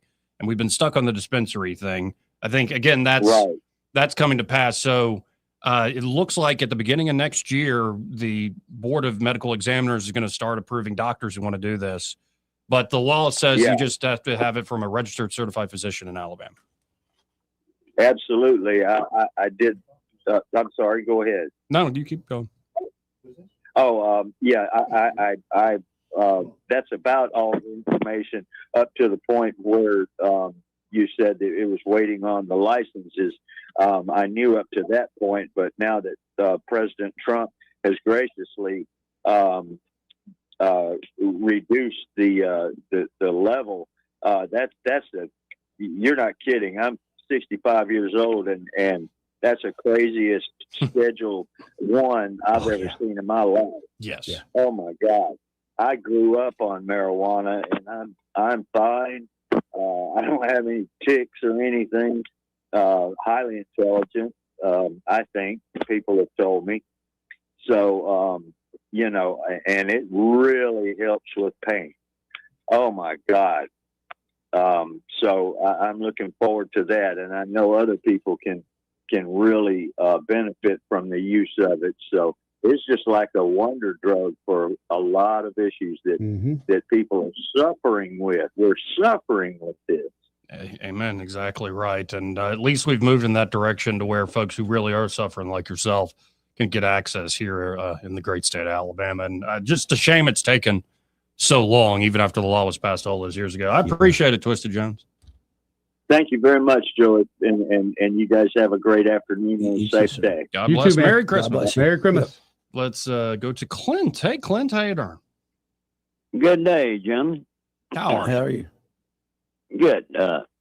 On the marijuana, I think I said this before. Why can't I just grow my own? You can if they don't catch it. I mean, you can grow collard greens. You're right. You're right. You're right. Turnip greens. I'm for it. Just let me grow my own and leave the pharmaceutical companies out of it. See, this is the approach they took in Oklahoma, and they have a different problem of too much weed being produced in their state. Sounds like they need to import surplus. some. They have a surplus. Mm-hmm. Yeah. Mm-hmm. But So no, medical Alabama. marijuana, Yeah, go ahead. they downgrade it. It's not as potent Oh, really? as a plant you would grow. Well, and your previous caller, I agree. I mean, you get a headache. Mm-hmm. You got some good. I caught some good weed. Some good weed. Take 3 or 4 toasts, and that headache's gone. Yep. Oh yeah, and I don't know think if you guys smoke pot or not. Joey, have you ever smoked marijuana? yes, obviously. Huh? Yes, obviously. Okay. So it's good for you. Well, it has its downsides too, Clint. But yes, I get the withdrawal of it. Bill Clinton did and never inhaled. Remember, he never inhaled. He ate brownies. Well, and also another aspect of this research now that's rescheduled is I think there has been, since legalization got going in the West and whatnot, a fetish for THC. Oh yeah, and yes. I don't think that's THC. like actually the sweet spot is a synergistic effect between the THC and other aspects of the plant. So I think a lot's going to be learned as now we can actually research this stuff. Well, hey, let me ask you this question: which one is worse, THC or nicotine or alcohol? I'd say alcohol. Easily. Yeah. Nicotine's, there's good and bad with nicotine as well. There's health benefits, but nicotine is clearly the most addictive of all those three. And it has a marijuana chemical is not hook. addictive. It can be I have habit never forming, been but not addicted to the pot. chemical itself. But Right. yes, it can be habit form. Ritualistic. And I ain't never heard of marijuana killing nobody. No, not by Alcohol overdose. kills thousands of people a year. Yes. Yeah, but marijuana doesn't. Treat marijuana like you treat alcohol. Don't get behind a vehicle, which I have done many times. I like it. Smoking a joint. Just stay at home, smoke your good doob, have your shot of whiskey. There you go. Hey, man, he's got to figure it out. Yeah. Yeah. All right, guys. Hey, wish you a Merry Christmas. Merry Christmas. Merry Christmas. And a Merry Happy Christmas New to Year. you, Clint. Yes, sir, Happy sir. New Year, brother. Yep. Love you, Clint. No, he's got He's honest about it. He's just straight up about it. But the thing is this: we're having this conversation because it's this is a construct of the government trying to legislate morality. You just can't do it, guys. Right. I mean, what was it that they said? It was a pine that if men were angels, then we would have no need for government. But men are not angels, so we must have government. But when government gets a little bit over time, here's where we see lives destroyed by incarceration for possession and things like that. It's ridiculous. It is ridiculous. And also, like, the law became a joke many moons ago. Yeah. Like, ask law enforcement. Yeah. Like, come on. Like, it's very easy to get it illegally and has been for decades at this point. Like, come on. So it's just like, what are we even doing here? And we're in that weird gray area, like a Soviet thing where it's like young 18-year-olds drinking on Auburn or Alabama's campus. Like, Don't happen, Joey. Yeah, we pretend to be regulating, they pretend to regulate Right. us. And it's just, it's time to actually look into this, research this, understand this. And like, I'm on the point of like Clint bringing up the addictive nature of things. I think the most addictive of the three he listed, alcohol, nicotine, and cannabis, is nicotine, because nicotine has a chemical hook that is up there with crack. It is hardcore, but it also has, helps energy, focus, all sorts of stuff. And then if you do too much of it, I think a lot of the downsides of nicotine too, its delivery method. But when you look at anything like alcohol or cannabis or ice cream again, or pizza, or whatever it is your thing is, caffeine, like, there are ritualistic behaviors, habit forming behaviors. You can clearly abuse that habit and get out of it if you really choose to. Oh, yeah. It's just, it's fascinating. I think a lot of folks have more of a psychological hook and not a chemical hook to a lot of these things. There are unique cases where alcohol affects people on a physiological level. But generally speaking, it's more something that you have built up a pattern of behavior and thought in your brain. And it could be you're like, you obviously, Eddie knows about Bert Kreischer. You know Bert Kreischer, the comedian? He's great really funny. But he's always been the party boy since he was at FSU, and a Rolling Stone magazine article was done on him. I don't know. Become this great comedian. I'll send you one clip called The Machine that is his classic story. But Bert has talked about how he's gotten fat and drinks too much and all this stuff. And it's because Bert has this psychology of, oh, I did a thing that's productive. Now I get a treat. And there's a lot of folks who do that. And I've fallen into that. Oh, what a good day. Now I'm going to get tore up. Get myself I'm gonna get a treat. That's right. And a treat ain't bad every once in a while. But if you're thinking that way always, a good thing I must have treat. You're conditioned. You're conditioning yourself as much as you might condition a dog. This is true. Or cat. And he's still alive, though, apparently. So he wasn't living like Farley or Belushi, right? Bert? Yeah, Bert, it's amazing he's still alive. That's why when you said he's been around for a while. The amount of liquor that guy can put away. I mean, the amount of liquor he can put away is amazing. Ron White can't even hold his... I'm telling you, it's just... Yeah, Ron White went sober. And the crazy thing is, Bert will get smashed tonight. I mean, will literally drink a gallon of vodka. Wow. And the next day run a 3K. Yeah. Or 5K. Yeah, and every place he goes, like when he was in Montgomery, he went down to the bars and had a party. I'm guessing then that the alcohol helps contribute to his endurance and his constitution. My guess is he feels so guilty when he gets up. I mean, that would be my motivation. Well, but then you look at certain folks, they can just handle their liquor, especially redheads. Redheaded women. I did not know that they can or can't. It can.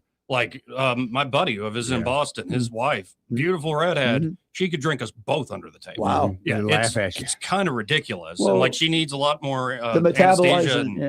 the metabolization. Or you of your think body. of Churchill, like his history. Rarely, what did he say? Rarely did I wake before noon, and I was never seen without a cocktail in my hand after the afternoon because he worked nights. And then there are some folks like people would describe. I think I heard Tucker Carlson talking about Christopher Hitchens. Yeah. Hitchens could sit at the bar, drink 3 or 4 glasses of whiskey, go through a pack of cigarettes with you, then go home and just type out a brilliant, 5,000 word essay off the top of his head.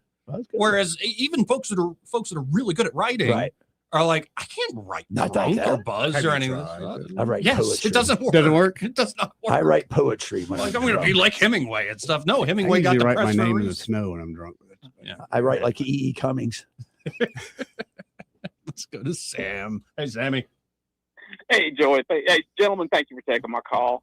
I'm glad I got in on the pothead segment of the show. Well, of course. But, you addicts. It brings them out. It brings you guys out. I'm telling you. I've been on hold, so I can't remember why in the hell I called in. But look, here we go. First off, I'm having difficulty right now with Diet Dr. Pepper blueberry flavor. Yeah. It's way out of control. I've tried to cut back a couple times, but it's got its hooks in me. Oh man, caffeine's not good for. But it just all right. Enough of that. I called in to try to help someone. One of the earlier callers. Asking about how to get in on programs, and I haven't looked into this yet. But when I saw the president, when he signed the executive order for the rescheduling, he was there. They were talking about all the studies that would be done at university, and so I assume there's going to be quite a bit of real. They're going to be looking for people to participate in these studies, and I'm pretty sure UAB will be in on that.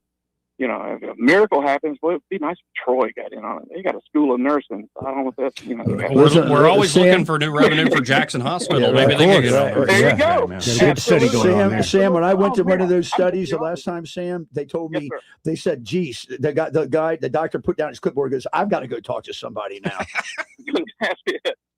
Oh, man. I'm joking. I haven't done it. When I got back from El Salvador, I had to go over, what's that place?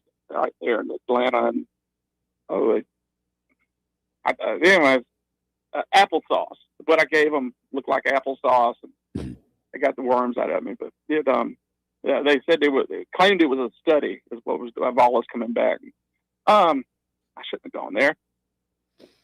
I pretty much, I think I've said my piece. Okay. There will be studies. Like I said, there were plenty of people in white coats, and said that very thing. So, thank you, gentlemen, for taking my call. How about that? Appreciate it. Merry Christmas. Got to hit this break. But this entire hour first brought to you by Alabama Home Mortgage. And they're at Alabama Home Mortgage. They're ready to help you whether you're looking to buy a place, especially as you think, you know what, new year, new me, new house. My goal for next year is to buy a new house. A lot of people are thinking that. And so get ahead of the game. Call them up real quick there at Alabama Home Mortgage. At least get the pre-approval process going. And at least introduce yourself to Madeline and Kim over there. That way, when you're ready to hit the ground running in the new year, in 2026, America's big birthday bash That's here. Exactly right. You can get a little piece of the American dream yourself. You certainly can. As we celebrate our nation's birthday. And of course, if you're looking to refinance, to restructure debt, get especially credit card debt off your back, could be you're looking to reinvest in your property. Maybe you want to bring down monthly overhead costs. Right. Or it could be you just want to use the money for a big vacation, or you're like, you've been listening to too much Michael Saylor and you want to be a triple maxi in Bitcoin. I'm going to remortgage the house. There you go. Which is, man, can you imagine the spine of steel you need to do that? So you got a house that's pretty much paid for, and you're like, I'm going to remortgage it, throw it all into Bitcoin. That takes, not recommending it, folks. No. I'm just saying. Veterans don't do that now. No. What I'm saying is, like, if you have a goal, they can help you meet that goal there with a great refinance deal. And especially if you're a veteran, they know the latest with the VA home loan programs can help you veterans. Well, take advantage of those benefits you earn through your service. Call up Alabama Home Mortgage today at 567-4223. That's 567-4223, or visit them on the web at myalabamahomemortgage.com. There is a difference in mortgage companies. Let Kim and Madeline prove that to you today. NMLS number 1586368, an equal housing lender. Want to carry News Talk in your pocket? Download the News Talk 93.1 app from the App Store. Available on iPhone and Android. Never miss a moment. Download now.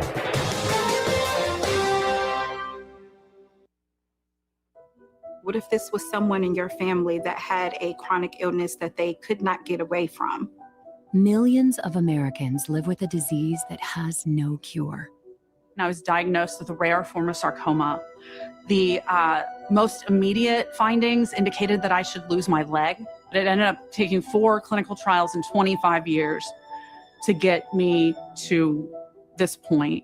Cures are within reach if we invest in funding for life-saving medical research that's needed to find them. Even if they're unsuccessful in my treatment, that they will have learned from my treatment that will be able to allow others to stand on my shoulders to be able to be helped. Join the fight for cures. Tell your elected representatives to support American medical research. Visit unitedforcures.org/action to send a letter today. Paid for by United for Cures Action. E-Bike Oasis, E-Bike Oasis, E-Bike Oasis, ride for free. E-Bike Oasis, E-Bike Oasis, E-Bike Oasis, ride for free. At E-Bike Oasis, we're more than just Montgomery's best electric bicycle store. E-Bike Oasis offers free 1-hour electrical bicycle rentals and a full-service electric bike repair shop. Stop by E-Bike Oasis in Montgomery today for free rentals, repairs, and electric bicycle brands in town. This is Lyle from Marguerite's. I want to tell you about our $99 Christmas special.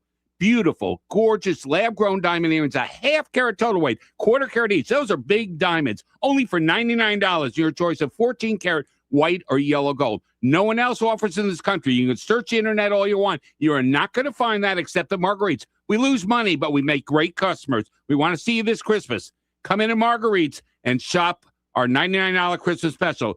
Take that, Mrs. Target. Are you tired of the mainstream media's biased reporting?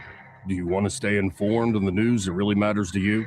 Look no further than 1819 News.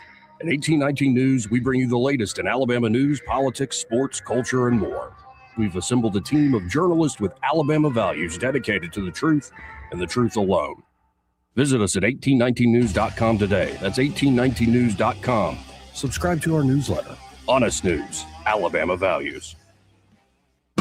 This holiday, make your home feel merry, bright, and beautifully furnished. Royal Furniture is celebrating the season with royal savings on living rooms, bedrooms, dining sets, and more. Right now, unwrap doorbuster deals and fast delivery. Need credit? Get the Royal Credit for any credit situation. Whether you're hosting the whole family or gifting comfort to yourself, it's the Royal Furniture Holiday Savings Event going on now. Royal Furniture in Auburn, Prattville, and Eastern Boulevard in Montgomery.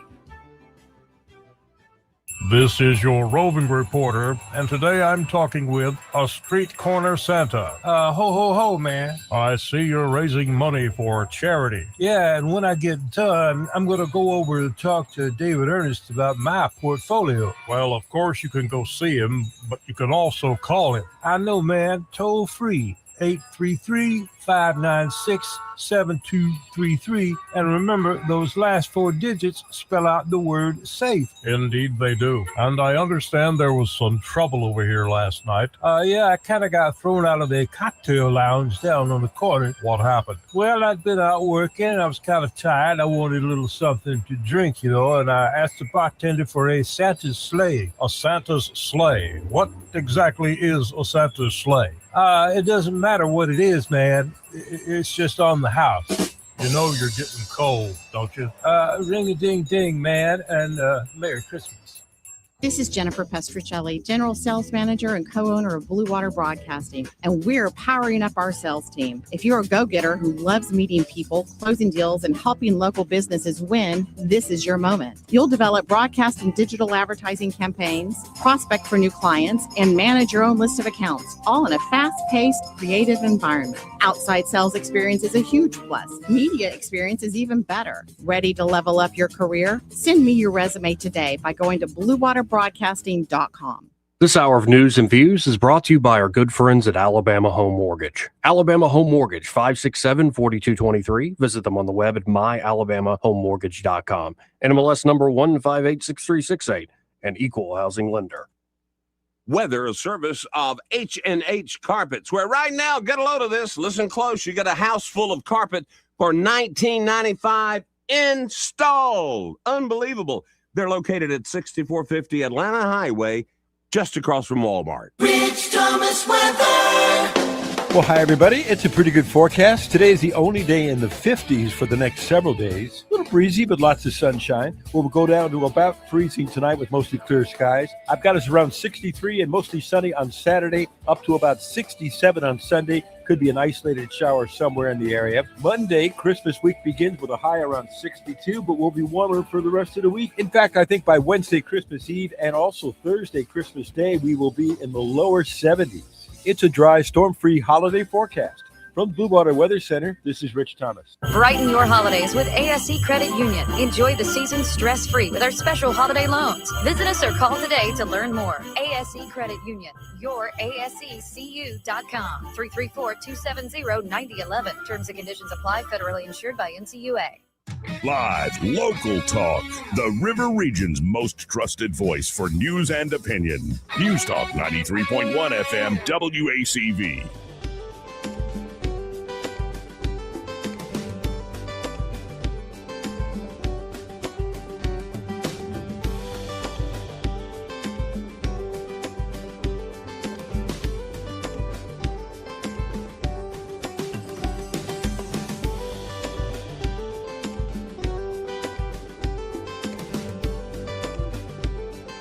Joey Clark. Welcome back. Now, for all you stoners out there that like to listen to Rocket Man because of that one line in the song, and I'm flying high I'll be flying high as a kite by then. Oh, I thought he was talking about leaving. What about Flying High Again over the mountain? Flying High. Oh, yeah. I can see it. Yeah. I can see it. All right. I love it. I like this. Stoners step up. But let's go even higher. Oh, this is a conversation. Like Mile High Club? Can you take me? And we're not going full like to the coming kingdom of heaven either. We're not doing full Creed. We're we're getting into the music. Let's call it low Earth orbit and the moon. Right. This is the Call it new, geosynchronous now orbit. officially confirmed in the job now, administrator for NASA, Jared Isaacman. Okay. He is, I think, he's officially an astronaut because he did a private what? Yeah, he's not an astronaut. He do a fly He's around. not an astronaut. He's not an astronaut. He's down in at Disney been in World. I space. rode the moon Listen, rocket ship thing too. I'm not an No, astronaut. bro, either. I'm just telling you. Listen, and a true astronaut in the sense of our classic space exploration is a very, very difficult thing to get nominated for, to get confirmed for. Sure. So I'm just saying, this guy bought his way to where he wanted to do, and more power to him. Look at him. Does he look like Buzz Aldrin? Does he look like Neil Armstrong? No. He looks like But a didn't he do a Pennsylvania- space walk outside the capsule? Did he? I believe so. Did they get so annoyed they just put him outside, or did he really do a spacewalk? No. Well, also he paid for it. So he and can do what he also, wants. Yeah, and that's right. add to it, like I think, thank God, nobody's going to have to do what all John Glenn, Buzz Aldrin, all the Dude, guys listen, had that to do. stuff was so. Because have you seen Lie that they would like some of the? I will punch you in the face on their behalf. Oh boy, here we go. I'll whoop your ass. I don't care right now. It's been a while since I've Christmas threatened to beat down. smack just you saying, in the face. I'm just keeping it real. Just that sometimes you ever get the urge to smack someone in the face just to see if cheeks wiggle on the face. Just Oh, like they you will. know they do. They will do. Let's see how big they do it. Yeah. No, but because of like SpaceX automating so much that it's kind of like, I mean, it's not exactly a smooth ride, but as the systems work, you're kind of just monitoring and okay, stuff's working. Let's listen in. This was a sit down with Major Garrett. United States astronauts back on the moon. Is that aspirational or a guarantee? Oh, I'm looking to pull those timelines in. You know, the president says we got to return American astronauts by 2028, but we're just months away from sending American astronauts around the moon for the first time in more than a half a century. We're going to do everything we can to pull in those timelines. So when American astronauts do return to the moon under President Trump's term, we've already got infrastructure there. We're already working on building our lunar base. And at the same time, the national space policy calls for us to be making investments in next generation propulsion, building nuclear spaceships. So President Trump is already setting up for the next giant leap as we look beyond the moon to Mars and beyond. Speaking of that leap, it's my understanding, Mr. Administrator, the idea about returning to the moon, ice, water, hydrogen, and using it as a springboard propulsively to Mars. Do I have that about right? Well, I think that's that's certainly one of the reasons to go back to the moon is to realize some of its resources, in addition to its scientific and its economic potential. You have helium-3 that's on the lunar surface, which can create a more efficient fusion reaction, could be the future of energy here back on Earth. Sources of energy have been greatly important to our foreign policy for more than a century. So ensuring we get back to the moon, set up our infrastructure, realize those economic advantages, because the consequence could mean a shift in the balance of power here on Earth. I also think it's about fulfilling a promise for more than 35 years. The presidents have said we're going to return to the moon and chart a course for Mars. But really, it was only under President Trump in his first term that he returned American spaceflight capability to the United States. We spent a decade paying the Russians to send our astronauts to space until President Trump. Criminal. He kicked off the Artemis program, and now he's taking it a step further with this national space policy. Again. Now, before we keep going with this, I already saw Eddie going, this guy? So he's been to the moon? He's not an astronaut. No, he hasn't been to the moon. He's been in space. He's been. Yeah, he flapped them big old Dumbo ears of his I know. about 3 times and took right off. Jeez, that's not an astronaut. Well, That's a the way waffle. Grok describes him as commercial astronaut, which is true. That's a big difference. That's That what is I'm trying true. to Yeah, I say. would think William Shatner is a commercial. Good point. What? Good point. Yeah, but even those, like, I don't know. What about the girls that went up in that Right, one that and the big what penis? Bezos that big did, I the don't big know. penis plane. Right. Like, crap. let me send this woman with those big old things that I'm marrying up into space. See if she actually appreciates that over time. Nope. Go find another guy. What have you that'll done do for that. me I lately? literally sent you to space with Oprah's girlfriend. But that was weeks ago. And, What have you done for me but lately? in the back of her mind, she's like, "Well, he may send me, and I never come back." Yeah, in front of his mind should have been, why didn't that thing blow up? Oh, I thought I had it scheduled to And blow by up. the way, we played Russell Brand earlier. He's talking about Jesus and everything. But at one point he goes, oh, and Katy Perry, I used to be married to her. Katy Perry. And you know what? I was all right with Orlando Bloom, but Justin Trudeau, don't put me in the same class That's as Justin funny. I Trudeau. forgot all about that. They were a couple. But this guy, Jared Eisman, born in 1983 in New Jersey. Yeah. And at 16, he founded what is called Shift for Payments and from his parents' basement. As CEO, he grew the payment processing firm to handle transactions for about a third of U.S. restaurants, hotels, Well, that's pretty good. taking it public in 2020. In 2012, he co-founded Draken International, a defense firm with the world's largest private fleet of military aircraft for pilot training, selling a majority stake to Blackstone in 2019 for a 9-figure sum. His net worth is estimated at $1.2 billion as of today. He's a skilled pilot with over 7,000 flight hours, qualified on numerous aircraft, including fighter jets like the MiG-29. Yeah, that's what they use at Draken. In 2009, he set a world record for the fastest circumnavigation of the globe in a light jet, completing it in 61 hours, 51 minutes, and 15 seconds, and co-founded the Black Diamond Jet Team in 2010 for air shows. Isaacman has been a pioneer in commercial spaceflight. He commanded Inspiration 4 in 2021, the first all-civilian orbital mission aboard SpaceX's Crew Dragon, orbiting Earth for 3 days and raising over $250 million for St. Jude Children's Research Hospital. In 2024, he led Polaris Dawn, achieving a record altitude of 1,400 kilometers, conducting the first private spacewalk and performing scientific experiments. His total time in space is 7 days, 21 hours, and 17 minutes. So yes, Eddie, that guy with the Dumbo ears. A good thing Daddy left him some money. What? He comes from Daddy a good left family. him some money. I'm sorry. He did I say comes that from a out good loud? family. Yeah. Well, there you go. Gave Look him a at good his family. name. Daddy His left him name. some money. Isaacman. He's come from a good family. Means big ears in Spanish. Anyway, let's keep Or going. Jewish. Committing us back to the moon, setting up the Yiddish. infrastructure, and then going beyond. Is the moon big enough for the United States and China, or just the United States? What about capsize? Well, it's a pretty big moon, but I would This say moon that there not are big enough parts for the of it both that of are of us. great interest to us, that do have access to sunlight, that do have ice on it. The president certainly can appreciate a good real estate transaction. That's prime real estate on the moon. We're going to want to get there, start the development of our lunar base.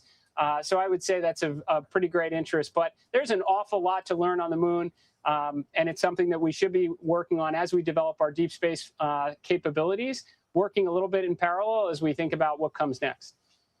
Well, you know what I'm driving at there, Mr. Administrator. It's a race against China. It's a national security concern. Is that a place of potential future cooperation, or are we always going to regard the moon and our activities there as ours, and China better back off if it doesn't get there before us? It's not his decision. Why are you asking him that? Well, we are faced with a Be great careful what you say, competition, Jared. which can be a good thing. Competition is a great way to, concentrate our resources on the needle movers. It brings out, the best in us. It forces very interesting technological development that can have applications here on Earth. We do not do this alone. We go with our allies. You have dozens of countries around the world that have signed the Artemis Accords. Many of their space agencies are contributing to the technology that enable us to do it. So I think healthy competition with the Chinese is a good thing. We just don't want to lose. Yeah, no kidding. And in a second, we'll get to Bernie Sanders. I have some questions for you, Elon Musk, about AI and stuff. Or, Mr. Musk, how are you going to bring about this utopia that you're talking about? Bring it. It's like, okay, Bernie. It's like, that is rich. Bernie referring to somebody else as utopian. And I saw this morning, about 3 hours ago, Senator Katie Britt said, incredible gesture from Jared Isaacman to donate his annual salary to the U.S. Space and Rocket Center Space Camp in Huntsville. Nice. Well, he's a billionaire. I don't think he needs the salary from the federal government. But, and again, I think I was saying this off air. There was the fallout with Elon Musk. Isaacman's nomination to head NASA was pulled. And let's just say there are a lot of interest here in the great state of Alabama that are like, I don't know about this guy. Really? I don't know if he's from the other boys. He's not one of us. Right. He's not from our nexus. He's from the space act. He's from the other guys, and he's got weird ideas about different types of propulsion and stuff. And I think everybody essentially buried the hatchet. Yeah. Probably. And now you're seeing that boys for donating salaries to space camp, That's which is how a it great works. thing. Yeah, Anyway, it's a good thing. And if they could donate to me, I'd like them a lot better. you're just a poor man going on a trip to Jamaica, sir. Just a poor boy. Trying to get there. Please, sir. Please. May I have another? Yeah, you've had 5 po' boys this whole week. Like you don't need, you take a day off to fast. Okay, today we have Alabama's going to lose against Oklahoma, so I'm going to celebrate, I think, with hot wings. Yeah, it's a good idea. Anyway, we got to hit this break. Hopefully we'll have Michael Cohen on the other side. He may not know whether he's coming or going, but whether you're going to work or coming home, Greg Budell is there. Mornings 6 till 9 and afternoons 3 till 6. Only on News Talk 93.1 FM WACV. Since 1966, the Alabama Sheriff's Youth Ranches has been more than just a place to stay. It's been a place to belong. For children facing hardships through no fault of their own, our ranches provide more than shelter. With open arms, we welcome these young hearts, giving them the love, structure, and guidance they need to heal, grow, and thrive in a warm Christian environment. With the end of the year approaching, many will decide whether to help those who are less fortunate. When you give to the Alabama Sheriff's Youth Ranches, you give Alabama's children the chance they deserve. Every donation stays within Alabama, directly impacting the lives of the children who need it the most. Join us in making a difference. We'd be honored to have you as a part of our mission to lift Alabama's youth. And we're also looking for compassionate couples to join our mission as house parents. We provide housing, medical benefits, a 401k, paid vacation, and the chance to make a lasting difference. Visit AlabamaSheriff'sYouthRanches.org. The Alabama Sheriff Youth Ranches reminds you it's easier to build boys and girls than to repair men and women. As the holiday season approaches, don't be the husband your mother-in-law thinks you are. She's expecting you to mess up again this year and purchase another vacuum for her daughter. Prove her wrong with a gift certificate from AMS Studios. Always the perfect fit. Your mother-in-law will be slightly jealous and have to admit she's been wrong about you. If you really want to get under her skin, purchase a Morpheus 8 package for her. It's a win-win for everyone. AMS Studios, the River Region's premier med spa, where all mother-in-laws are welcome. This hour of News and Views is brought to you by our good friends at Alabama Home Mortgage. Alabama Home Mortgage, 567-4223. Visit them on the web at myalabamahomemortgage.com. NMLS number 1586368, an equal housing lender. The River Region's News Talk Station. News Talk 93.1 WACV. News Talk 93.1.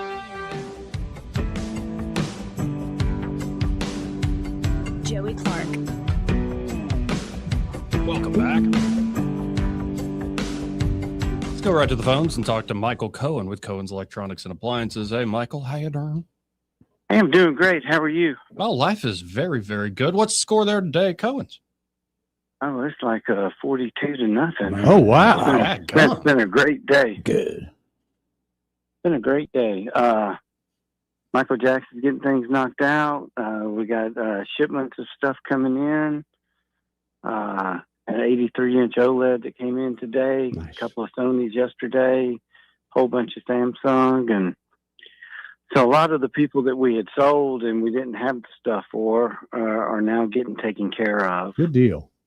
And Michael Jackson's booked up for Monday and till Christmas. So we're thankful. Everything is going good. Now, do y'all do gift cards there? We do. Oh, nice. So if instead of just coming by and buying something, maybe suggest to somebody that you love, give them big Cohen's Electronics and Appliances gift card for Christmas. I like that. I mean, a lot of the radio hosts are buying that for their helpers. Oh, that's a really good idea. Especially the ones that show up more than once a week. Yeah, good idea. Is that what Long Beach is doing? That's great. Appreciate that, Michael. Hey, you're welcome. Well, and let's remind folks as we head into the Christmas week next week. Of course, we'll be talking on Monday, but what are going to be the hours around the Christmas holiday? So Monday through Friday, we're going to be open 9 to 6. Now, Christmas Eve will be open 9 to 4. But 9 to 3. I'm sorry, I'm getting corrected. I bet you are. That's a big 60 minutes. But yeah, and then Friday and Saturday will be open like normal, 9 to 6 on Friday, 9 to 4 on Saturday. Same thing will happen for New Year's Eve. We'll be open 9 to 3, and then we'll be open 9 to 6 on Friday and 9 to 4 on Saturday after New Year's. Excellent. Well, folks, get by there to Cohen's. Even if it's after Christmas, that could be a fun time to go shopping for a big new TV with all the football that'll be on the TV. And what do you think about the game tonight between Alabama and Oklahoma? Well, naturally, I hope Alabama wins, but I tease some of my Alabama friends. It's like, what the hell? Did they relegate us down to a high school football team? We're playing on Friday night. Michael, some people should just be happy they're in the playoffs. Okay. What are you, Catholic now? I'm just saying. That's right. But, some people are never happy. That's exactly right. Auburn fans, buddy. Well, I've heard all my Auburn friends tell me that they're a basketball and we're a basketball school. Been that way forever. Yeah. Well, I hope you have a great weekend and good luck tonight for the Crimson Tide. Well, thank you. Y'all have a great day, too. See you, Michael. Again, that's Michael Cohen with Cohen's Electronics and Appliances. Y'all stop by and be sure to tell them you heard Michael here on the radio with Joey, Eddie, and Troy. Final hour coming up. Broadcasting from the Riverside Chevrolet Master Control Center, this is WACV Cusana, News Talk 93.1 FM. When it's Chevy, it's Riverside. With SRN News, I'm Bob Agnew in Washington. The Brown shooting suspect, Claudio Neves Valente, was located in a storage unit and had died from a self-inflicted gunshot wound, police say. He was linked through surveillance and a witness tip to the campus attack and the killing of an MIT professor 2 days later. A new AP NORC poll shows Americans are putting greater emphasis this year than they did last year on health care as they head into the new year. About 4 in 10 adults naming that as a top issue for the government to focus on. That's up from roughly 1/3 who gave that response last year. And they also include immigration and the affordability issue as major concerns as well. All issues that President Trump is vowing to tackle head on in 2026. It's been a winning session for the most part on Wall Street. The Dow Jones Industrial Average right now up by 290 points. The NASDAQ up by 275. This is SRN News. Financial Group is not a law firm. Ask yourself this question. Is it really worth holding on to that timeshare that you know you need to get rid of? Here's the truth. The average maintenance fee just went up over 17%. That could have been 117%, and there's nothing you can do about it. When you buy a timeshare, you give them a blank check for annual maintenance and assessment fees. I'm Chuck McDowell, founder of Wesley Financial Group. For 15 years, I've helped over 50,000 families cancel their timeshare. Not sell it, not transfer it, cancel it. Did you buy a timeshare because they told you it was a great investment and your maintenance fees would never go up? That's a lie. Are you ready to get rid of your timeshare once and for all? Simply call us and I'll send you our timeshare exit kit that explains all your options for cancellation. Call Wesley now for your timeshare exit kit. 800-366-6161. That's 800-366-6161. 800-366-6161. Rich Thomas Weather, a service of Riverside Chevrolet Wetumpka. If it's Chevy, it's Riverside. Best price, best selection. Check them out on the web at riversideusa.net. Rich Thomas Weather. Well, hi, everybody. It's a pretty good forecast. Today is the only day in the 50s for the next several days. A little breezy, but lots of sunshine. We'll go down to about freezing tonight with mostly clear skies. I've got us around 63 and mostly sunny on Saturday, up to about 67 on Sunday. Could be an isolated shower somewhere in the area. Monday, Christmas week begins with a high around 62, but will be warmer for the rest of the week. In fact, I think by Wednesday, Christmas Eve, and also Thursday, Christmas Day, we will be in the lower 70s. It's a dry, storm-free holiday forecast. From the Blue Water Weather Center, this is Rich Thomas. CB&S Bank has digital banking solutions to help you keep up. Check balances, pay bills, and much more. Learn more at cbsbank.com. Charges and fees may apply from your cellular service provider. Contact your service provider for information. Member FDIC. 1819 News. The University of Alabama Systems is returning to standardized testing scores such as the SAT and ACT tests. The university first put in place a test-optional admissions process back during the COVID scare. The proposal to return to standardized testing came during a special board meeting and was offered by Dr. Tanjanita Johnson. Johnson says that standardized testing provides valuable insight into academic success at the university and is also a predictor of the success of incoming students. Johnson's comments are in conjunction with a recent study put out by Dartmouth University that was published in University Business Magazine about test optional policies. That study showed that such a policy makes it harder for high-achieving students from disadvantaged backgrounds to get into these top colleges because they misjudge their own scores and their chances of getting in, so they don't even bother to submit them. The changes will be implemented for the 2027 to 2028 academic year. The resolution did pass the Board of Trustees with a unanimous vote.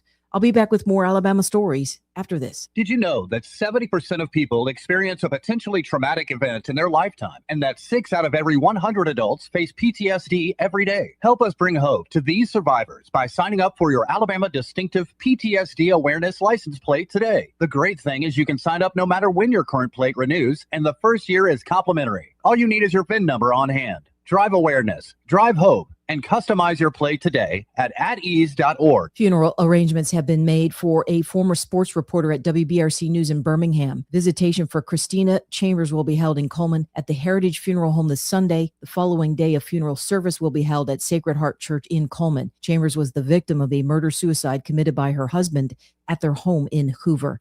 I'm Andrea Tice. For more news affecting Alabamians, go to 1819news.com. And while you're there, subscribe to the daily newsletter. This hour of news and views is brought to you by our good friends at Cole Plumbing, 279-8919. Cole Plumbing is number one in the number two business. You don't have to dig a hole. They have proprietary pipelining technology. Ask them about their tankless water heaters. Remember, when you have trouble with your bowl, call on Cole. What's your biggest investment? More than likely, it's your home. So treat it that way when you hire a painting contractor. At PBS Painting, there are no gimmicks, no $99 specials. Just quality painting and someone who treats your home with the same respect that you do. At PBS Painting, we have been painting for years and look forward to many more years to come. With PBS Painting, the job gets prepped properly, whether it's cleaning, scraping, or priming. We always use quality products, which is a must for a quality paint job. So if you're looking for a painter that doesn't need upfront money and is on the job at all times, then please give me a call. Scott Bowers and PBS Painting, 294-5122. That's PBS Painting, 294-5122. Look at some of our work on Facebook at PBS Painting Montgomery. The views and opinions of the following program are solely those of the host and other contributors. These do not necessarily represent those of Liberty Acquisitions 825, Blue Water Broadcasting, its management, staff, or any advertisers.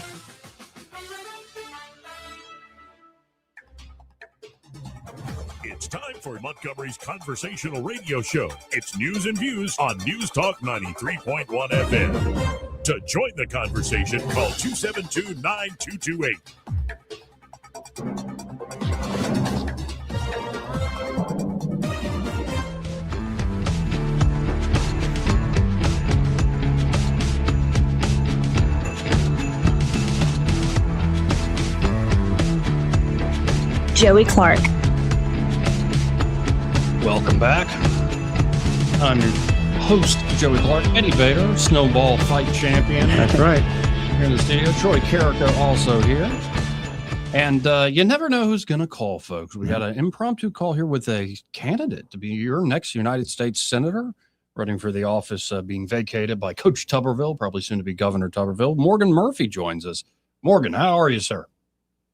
I'm super, Joey. Good to be with you. Yeah, good to have you on the show. And one thing that came to my mind that we haven't touched on the show yet is the absolute head fake pulled off by the Trump administration this week. Had Tucker Carlson and every libertarian, maybe anti-war person kind of going, oh, no, they're going to announce a big war on TV. And Trump did not say Venezuela once. What did you make of all that? It's a war on inflation, right? That's what it is. God bless him. You know, nobody can manipulate the Washington press corps like our president. I mean, he just got them all to stand at attention and watch him on a Wednesday night, and then it was a complete head fake. Yeah, and it's interesting to see how people are trying to make sense of this policy move towards Venezuela and more just our hemisphere. What do you make of what the administration's done so far? Well, I'm very supportive of it. I went on Newsmax and Fox this week up in New York talking about how important it is to take care of our hemisphere. America first means the Americas first. So not only is there an incredible amount of narco-terrorism going on from Venezuela, I mean, you know, leave it to the Democrats. They can't identify a woman, but they can identify a, quote, fishing vessel with 4 Evinrudes and about 1,200 horsepower. So that's, you know, one big reason for taking those out. But I think it's a big signal to Maduro. You know, there are a lot of ways to interdict a drug boat, but when you vaporize one out of the blue and you're Maduro watching this, I have to think what goes through your mind is, well, that could be my house. That could be my presidential motorcade. That could be me. And I think that's the signal that Trump is trying to send to him. Now, but going back to the head fake and what Trump actually talked about, one thing I'm slightly concerned about is, will the Congress, especially the United States Senate, actually move to get a lot of these things done? Or are they going to fall back on so-called decorum? You obviously worked there with Tuberville. You know the Senate very well. What should be done to fast track a lot of this agenda and maybe make 2026 truly the big birthday bash it should be? Great question. You know, Americans sent a majority to the House. They sent a majority to the Senate. They sent a Republican into the White House, and they expect this majority to be doing things. They expect Republicans to be cutting taxes and taking a chainsaw to the bureaucracy and, you know, delivering on campaign promises.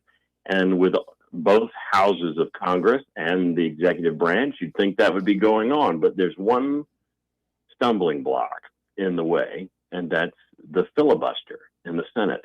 And if you'll allow me to nerd out for a second, I'll tell you why that is. So filibuster should be a verb. It is an act. You know, if you don't want something to pass, the minority goes on the floor and debates it. And the rule was always, if there was still debate going on, you couldn't cut off debate to have a vote on the actual bill. So if you had a group of determined senators, they could stand on the floor and they could debate for hours or days on end and block passage of a bill, and that was called a filibuster. But then in the 70s, along with shag carpet and bell bottoms, another really bad idea came along, and that was the silent filibuster. So in Congress, in the Senate, they changed the rules. They changed the rules from you needed a majority of those, quote, present and voting. That meant you had to be on the Senate floor present and voting. you could, if you had 10 people on the floor present voting, you could cut it off with 6, right? The majority. To duly elected and sworn, which meant you needed 60 votes. And you needed everyone. And they didn't have to be present. So they didn't actually have to go to the floor. So if you look at the Senate today, I think what's really wrong with the Senate today is it's just a bunch of C-SPAN cameras, a few clerks, and 1 or 2 senators in there presiding over what's going on, which is not much. I think we ought to jettison the present and voting, bring it back to present and voting, jettison the silent filibuster. We could do that with a 51 majority. And that would be restoring Senate tradition. And I think it would be good to bring back debate. I'm proposing just that. I'm going to call it the Charlie Kirk rule, because Charlie Kirk, more than anyone, encouraged debate. Amen. I love this idea because I do like the theater of it. And if you can, just keep the debate going for hours and days on end and make a point. If it's meaningful. It's I think, something worthwhile. Well, if we went back to the pre-75 rules, what happened, the shutdown never would have happened. All right. So pre-1975 rules, you had 53 Republicans. Democrats would have had to keep 27 Democrats on the floor 24/7, 7 days a week, around the clock. They've only got 47 of them. So literally more than half would have to be on the floor at all times to prevent Republicans from calling a vote and overrunning the filibuster. And there's no way on God's green earth that Elizabeth Warren and Bernie Sanders, 79 years old and 81 years old, respectively, could stand down there and debate for 43 days straight. It's just not happening.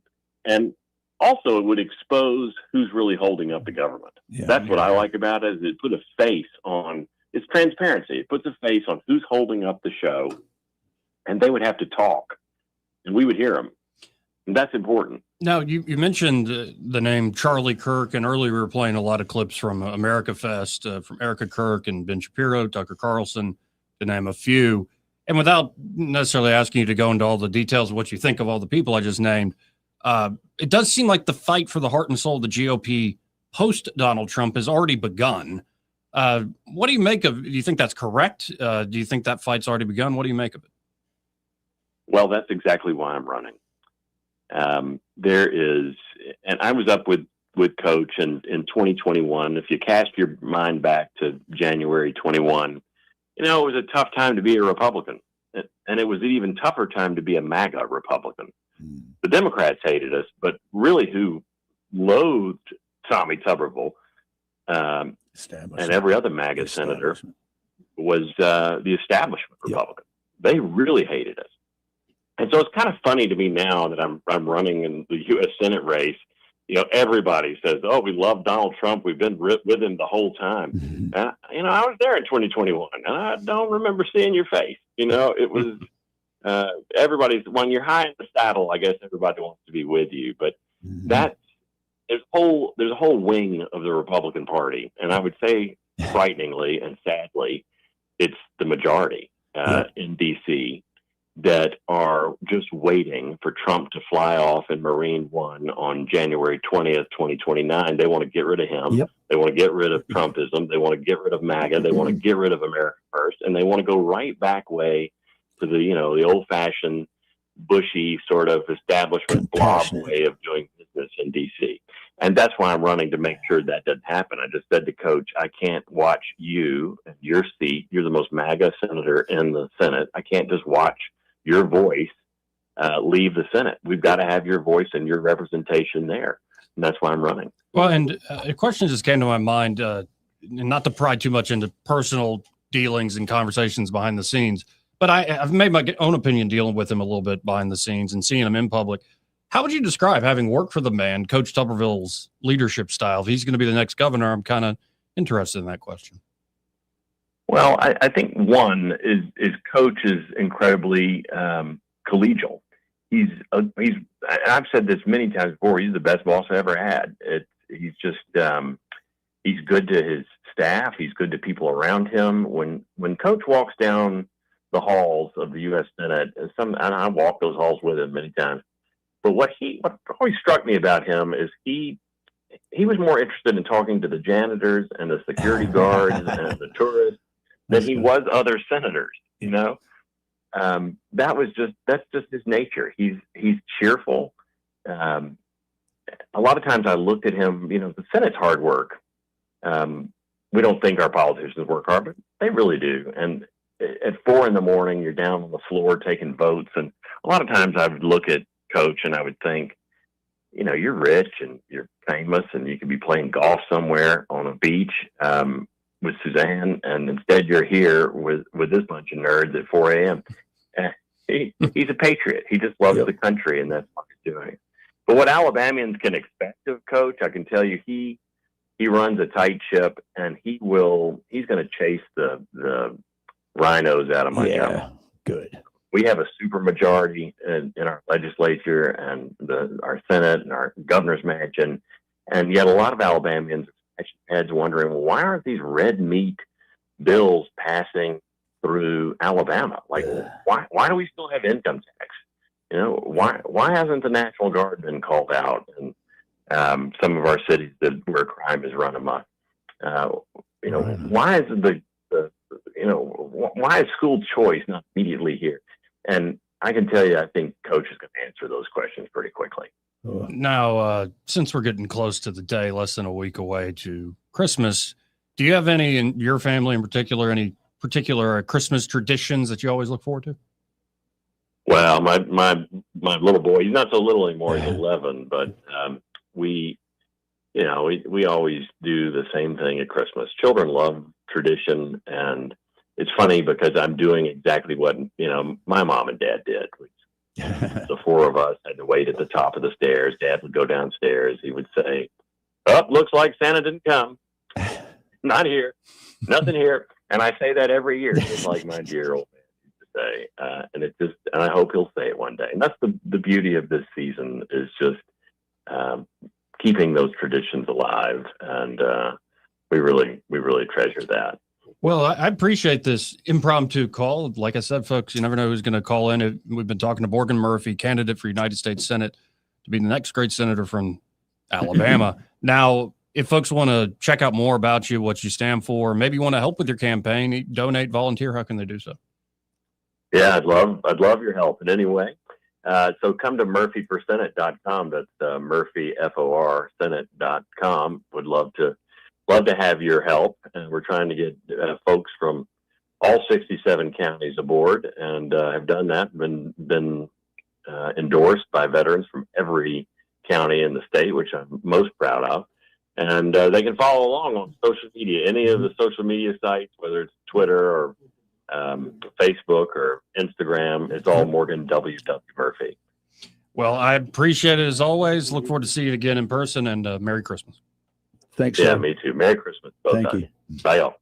Again, that's Morgan Murphy, and do appreciate the time. He's very, very, he's become very savvy with, he's been on the circuit a lot in DC, but he's pretty simple, straightforward. He is very much out of the mold of Tommy Tuberville. There you go.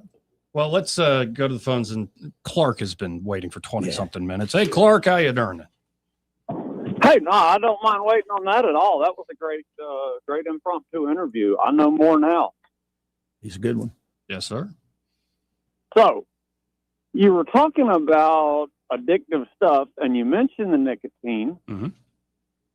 There's only one addiction probably greater than the addiction to nicotine, and that would be government's addiction to tobacco money. True. If they could only blame it on a chemical hook. We're never going to get rid of that nicotine stuff because there's too much money for the government and the taxation. You're right. Now, where is the clinic where the doctor is prescribing medicinal ice cream? Because I'd like an appointment. Right up the road at Chappie's. After you clean your plate like a big boy, you get ice cream. Free ice cream. Now, on these scheduled drugs, Schedule 1, I can't have it in the clinic. Schedule 2 through 5, I can have. And the lower the number, the more paperwork and regulatory stuff involved. A Schedule 3, you're going to have to log in every time you receive a shipment. And then every time you dispense, and I would love to see the logbook. Got in 2 keys. Yeah. Sent home 3 dime bags. Prescription. Let's see. 2 righteous blunts, PID for relief of pain. For 3 hits off a roach for headaches. I don't know how.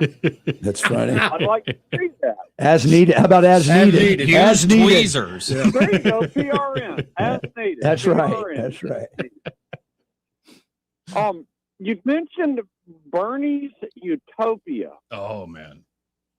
Now, real briefly on that, the only thing you got to know about Bernie's Utopia is the only difference between Bernie's Utopia and everybody else's dystopia is going to be party membership and rank therein.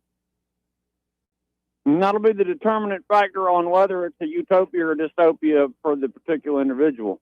So I haven't heard you talk about the Brown University MIT thing. No, briefly on that. Yeah, go ahead. Everything that I'm seeing right now, it probably looks like Ella Cook was in the wrong place at the wrong time and not a quote-unquote targeted victim. But here's the thing. We are living in a time when, because of her quote-unquote right-wing positions, it was reasonable for the left, the right, the police, the FBI, the Brown University administration to think that it was probably a targeted killing. And that says something when you think about it. It does. It's chilling. Yeah. We're, the next time something happens, we're going to have to wonder, well, what was the motive here? Did they kill this person because of their beliefs? Yep. Now, I think the MIT professor, that's probably very much targeted, and the question there is why, and my answer to that is going to have to be the same as the $12,000 a day university president. I don't know. Yeah, it's good for a radio caller in Alabama who knows a few things, but if you're the president of that fancy book learning institution, you might need a better You answer. know something a little better. Man. Well, y'all keep doing it. I'm enjoying it. Appreciate you, Thank you, Clark. Merry Christmas. Thanks, Clark. Real quick, since he mentioned it, Bernie Sanders. Yeah. Yes. This is Bernie asking Mr. Elon Musk. Hello, Elon. Hello, Elon Musk. Hello. This is Senator Bernie Sanders. I was delighted to hear that through the rapid advancement in artificial intelligence and robotics that you are funding, you will be bringing about utopia to the world. You have told us that poverty will be wiped out, work will be optional, there will be universal high income, and that everyone will have the best medical care, food, home, transport, and everything else. That is wonderful news. I just have a couple of questions. How will this utopia come about? If young people can't find the entry-level jobs that used to exist and they are unemployed without income, when are they going to get the free housing you talk about? Free housing. If manufacturing workers lose their jobs because robots take their place, when are they going to get the free health care you promised? Guy really is a dumbass. If a young nurse loses her job, how is she going to get the food she needs to feed her family?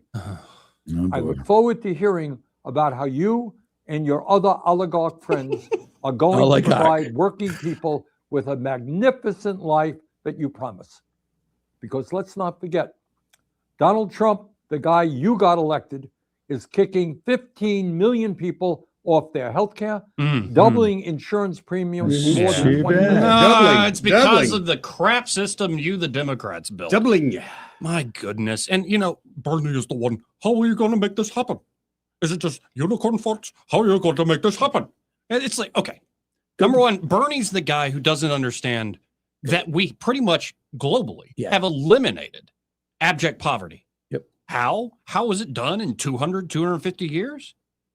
Through productivity and markets and genetic modification of crops. You literally could have taken somebody in Bethlehem at the time of Christ's birth and transported them to 1800s America, and it would have been about the same. It would have been about in terms of technology and quality of life. That's right. And so working class, for instance, somebody who's working their tail off and not making a crazy amount of money, but they're working factories, they're working in the truck all the time, they're constantly on the move and going.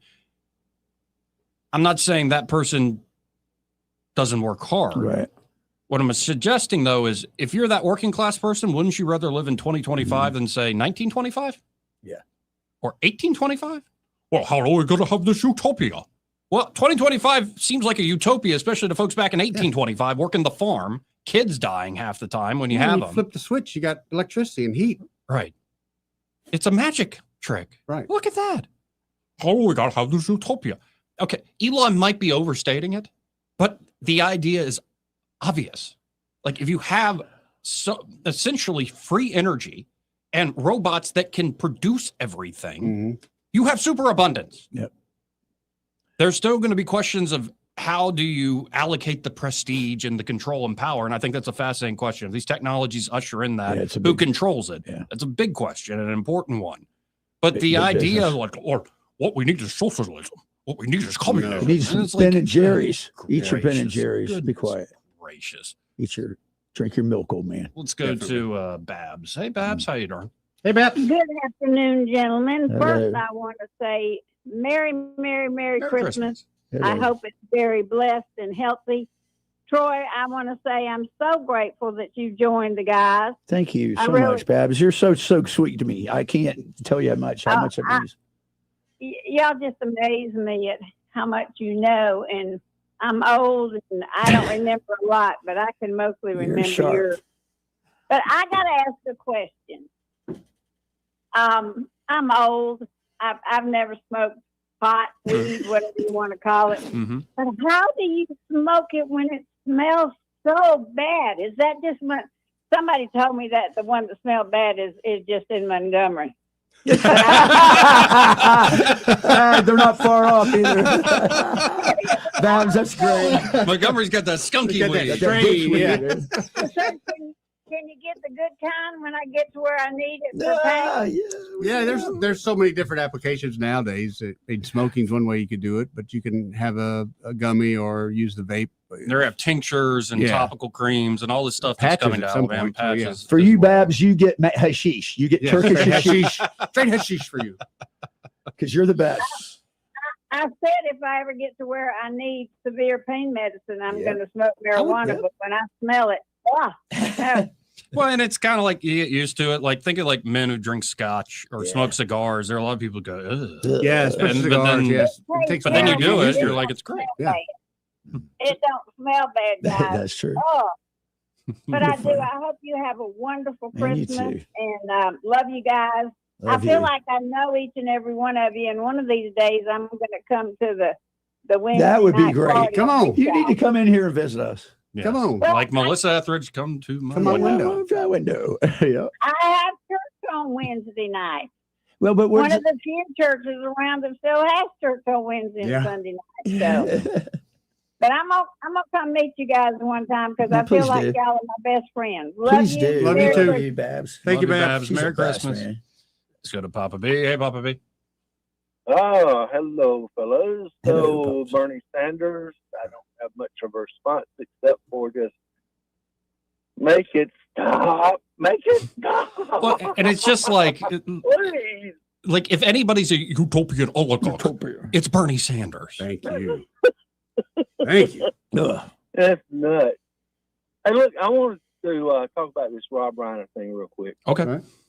So, you know, the media is such a powerful force. Our founders created freedom of the press. Okay, now we haven't had freedom of the press, true freedom of the press, for several decades now. They've been captured by pharmaceutical companies, the military-industrial complex, the this, the that, the other, that have not been, in favor of getting out a lot of things that people should know about. So Rob Reiner, this, if you will, is an information war that we're in. Thankfully, it's not more than that, although it looks like there are some people that want it to be more than that. Mm-hmm. But Rob Reiner, for a long time, you know, he's been a big lefty. He's been on the left for a long, long time. But the shooting of Charlie Kirk appears to have made him a little squishy. He basically was a general, in my mind, in the cause of using the media, Hollywood, or whatever influences he might have had toward his political aims and agenda, and those of his friends. But I think, you know, in his comments there, you know, about the shooting of Charlie Kirk, he was starting to have some second thoughts. Well, he seemed actually affected by it too. He saw the video. He did. Yeah. And then all of a sudden we hear Obama and his husband, Michelle, are coming to town. I mean, what are they, just dropping by for a Christmas visit? Or were they there to kind of shore up the old general? You know, his son also apparently radicalized. Was he motivated by something other than just pure hate for his mom and dad? Yeah, I think he just had hate. I think there's more to this story than you think there's a political angle to it. Yeah, I guess it's design. I definitely do. I say this.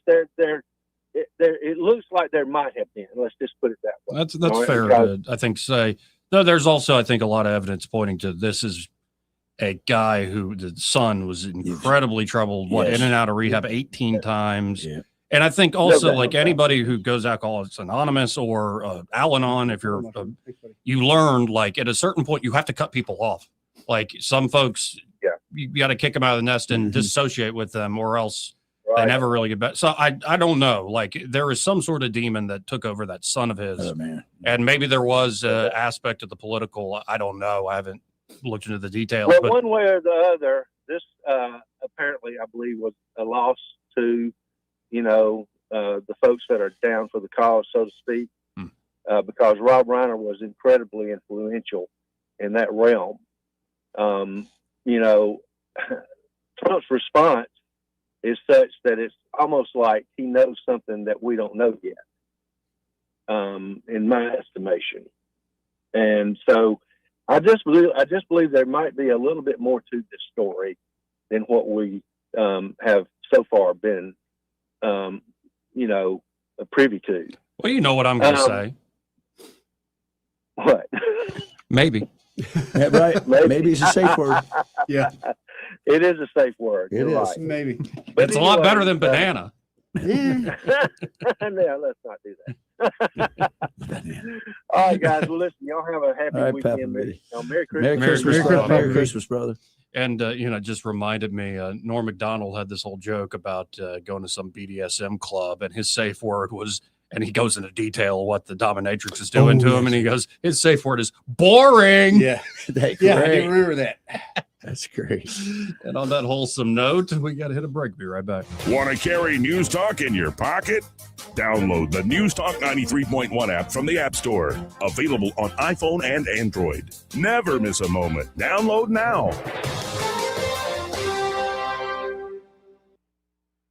This is your roving reporter, and today I'm talking with a street corner Santa. Ho, ho, ho, man. I see you're raising money for charity. Yeah, and when I get done, I'm going to go over to talk to David Ernest about my portfolio. Well, of course you can go see him, but you can also call him. I know, man. Toll free. 833-596-7233. And remember, those last 4 digits spell out the word safe. Indeed they do. And I understand there was some trouble over here last night. Yeah, I kind of got thrown out of the cocktail lounge down on the corner. What happened? Well, I'd been out working. I was kind of tired. I wanted a little something to drink, you know, and I asked the bartender for a Santa's sleigh. A Santa's sleigh? What exactly is a Santa's sleigh? It doesn't matter what it is, man. It's just on the house. You know you're getting cold, don't you? Ring-a-ding-ding, man, and Merry Christmas. This is Lyle from Marguerite's here to let you know about our $99 Christmas special. Yes, it's 14 karat white or yellow gold. Yes, it's high quality diamonds. This year, it's a half carat diamond total weight stud earrings, lab grown diamonds, absolutely gorgeous for $99. They cost me more, but who cares? I want the business. I want you to be a customer Marguerite's. Half carat, lab grown, diamond stud earrings, $99. You take that, Mr. Walmart, and whoever else is out there. Drive now, pay later. Enjoy 90 days with no payments on auto loans. At ASC Credit Union, we're putting you in the driver's seat for a limited time. When you finance your newly purchased auto or refinance your current auto loan to ASC, you won't make a single payment for 90 days. ASC Credit Union will help keep cash in your pocket when you need it most. ASD Credit Union. Your life, your goals, your ASD. Terms and conditions apply. Federally insured by NCUA. For too long, Alabama's statewide news companies have shamed us for our conservative Christian values. Alabama deserves a news company that cherishes our culture, a company that isn't bought and paid for by the powers that be. 1819 News is that company. Run by Alabamians for Alabamians, 1819 News celebrates what is good and beautiful about our state while exposing those who work against our values in secret. Just go to 1819news.com to learn more. Subscribe to our newsletter. That's 1819news.com. This hour of News and Views is brought to you by our good friends at Cole Plumbing, 279-8919. Cole Plumbing is number one in the number two business. You don't have to dig a hole. They have proprietary pipelining technology. Ask them about their tankless water heaters. Remember, when you have trouble with your bowl, call on Cole.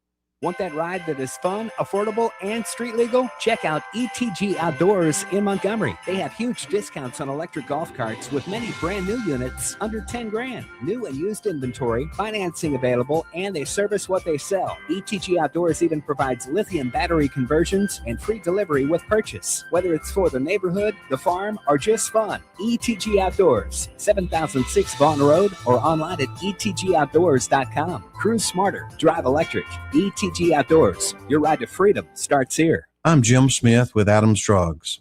At Adams Drugs, we offer a wide variety of services, including delivery, compounding, wellness clinics, and immunizations. Now is the time to visit any Adams Drugs location and get your flu shot. Getting an annual flu shot can help prevent you from getting the flu, reduce the severity of symptoms if you get the flu, and prevent serious complications such as hospitalization and death. Getting your flu shot at Adams Drugs protects you from getting sick, but it also makes sure that those around you, especially those at high risk, remain safe. Each year, up to 49 million people in the U.S. contract the flu. Depending on the flu virus's severity, deaths as a result of flu complications could skyrocket to 79,000 people nationwide. Visit us at adamsdrugs.net for a location nearest you. Adams Drugs is your local, independently owned Health Mart pharmacy. Health Mart, taking the time to listen and care. Calling all food lovers, Epicure is where your taste buds come to party. Start with the best steaks in the Southeast. And yes, we're bragging. The Brazilian flap steak? Forget everything you knew about steak. And the pasta? Let's just say it makes that OG chain Italian pasta seem pretty forgettable. Pair it all with 58 beers on tap, a killer wine list, and pick 2 dinners for $52.99. Dinners served Tuesday through Saturday, 4 to 9. Epicure, your new foodie obsession. The Rich Thomas Weather Network, brought to you by Montgomery Paint and Body. From little fender benders to total body repair, MPB will fix it good as new, maybe better. For 4 decades, the Turner family has been getting you back on the road. Call 279-7325. Rich Thomas Weather. Well, hi, everybody. We've got a storm-free, dry forecast for the next several days. Tonight, a little chilly with mostly clear skies. Overnight, low temperature down near freezing. Will be around 32 at dawn. Not a bad weekend forecast. Up to about 63 tomorrow with plenty of sunshine. A little warmer, maybe 67 on Sunday. Rain chance is very small, but maybe an isolated shower. Monday, as Christmas week begins, we'll be in the low 60s, but we're going to be warming up. I think we'll be in the low 70s by Wednesday, Christmas Eve, and on Thursday, Christmas Day. It's a storm-free, dry forecast. And from the Blue Water Weather Center, this is Rich Thomas. Live local talk, the River Region's only 24-hour News Talk FM station. News Talk 93.1 FM WACV.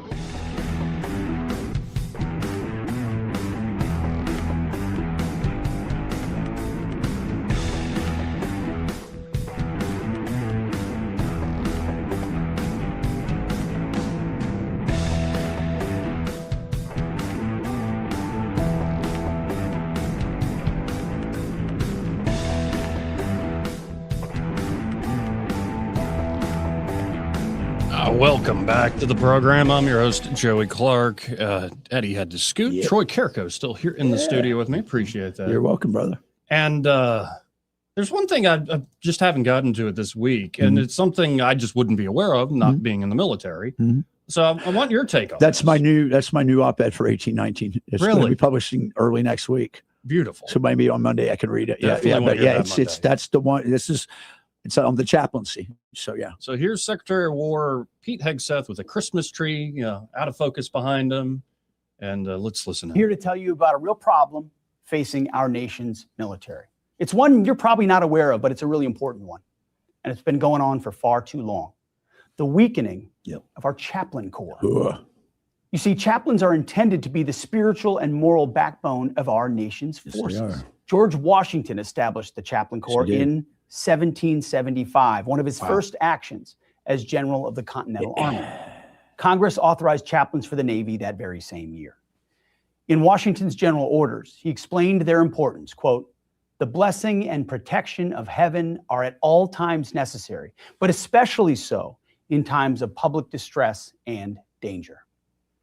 For about 200 years, the Chaplain Corps continued its role as the spiritual leader of our service members, serving our men and women in times of hardship and ministering to their souls. But sadly, as part of the ongoing war on warriors, in recent decades, its role has been degraded. In an atmosphere of political correctness and secular humanism, chaplains have been minimized, viewed by many as therapists instead of ministers. Faith and virtue were traded for self-help and self-care.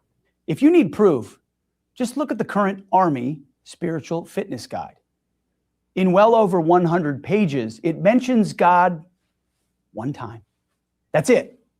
It mentions feelings 11 times. It even mentions playfulness, whatever that is, 9 times. There's zero mention of virtue.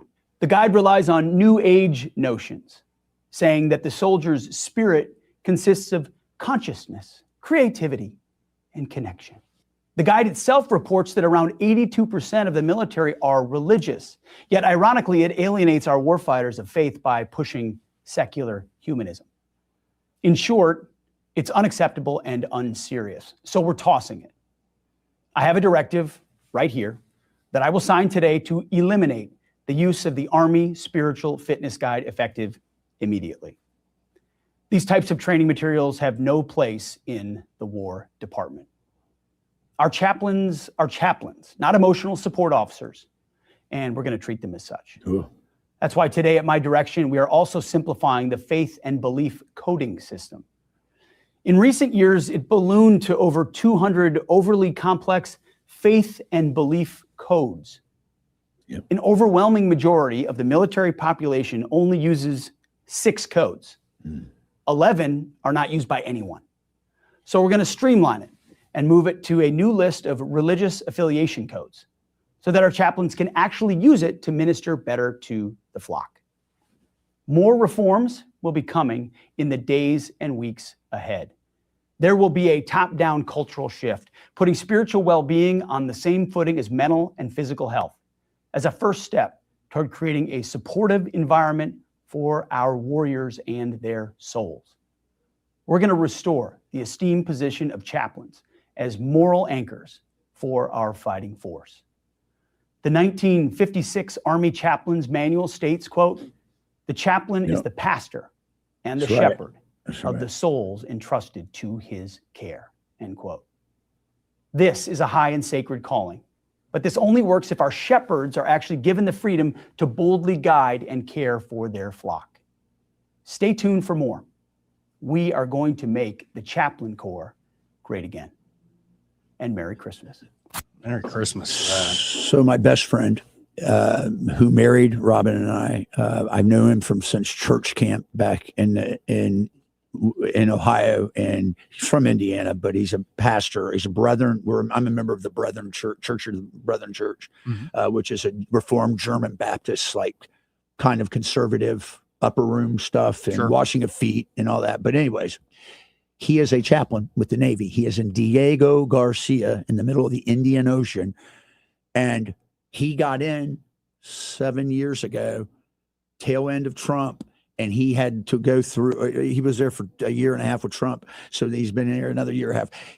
The secularism, the repression of faith, the non-acquiescence to providence and to God, or saying God, and the tolerance to Wiccan and all these things was so bad, he said.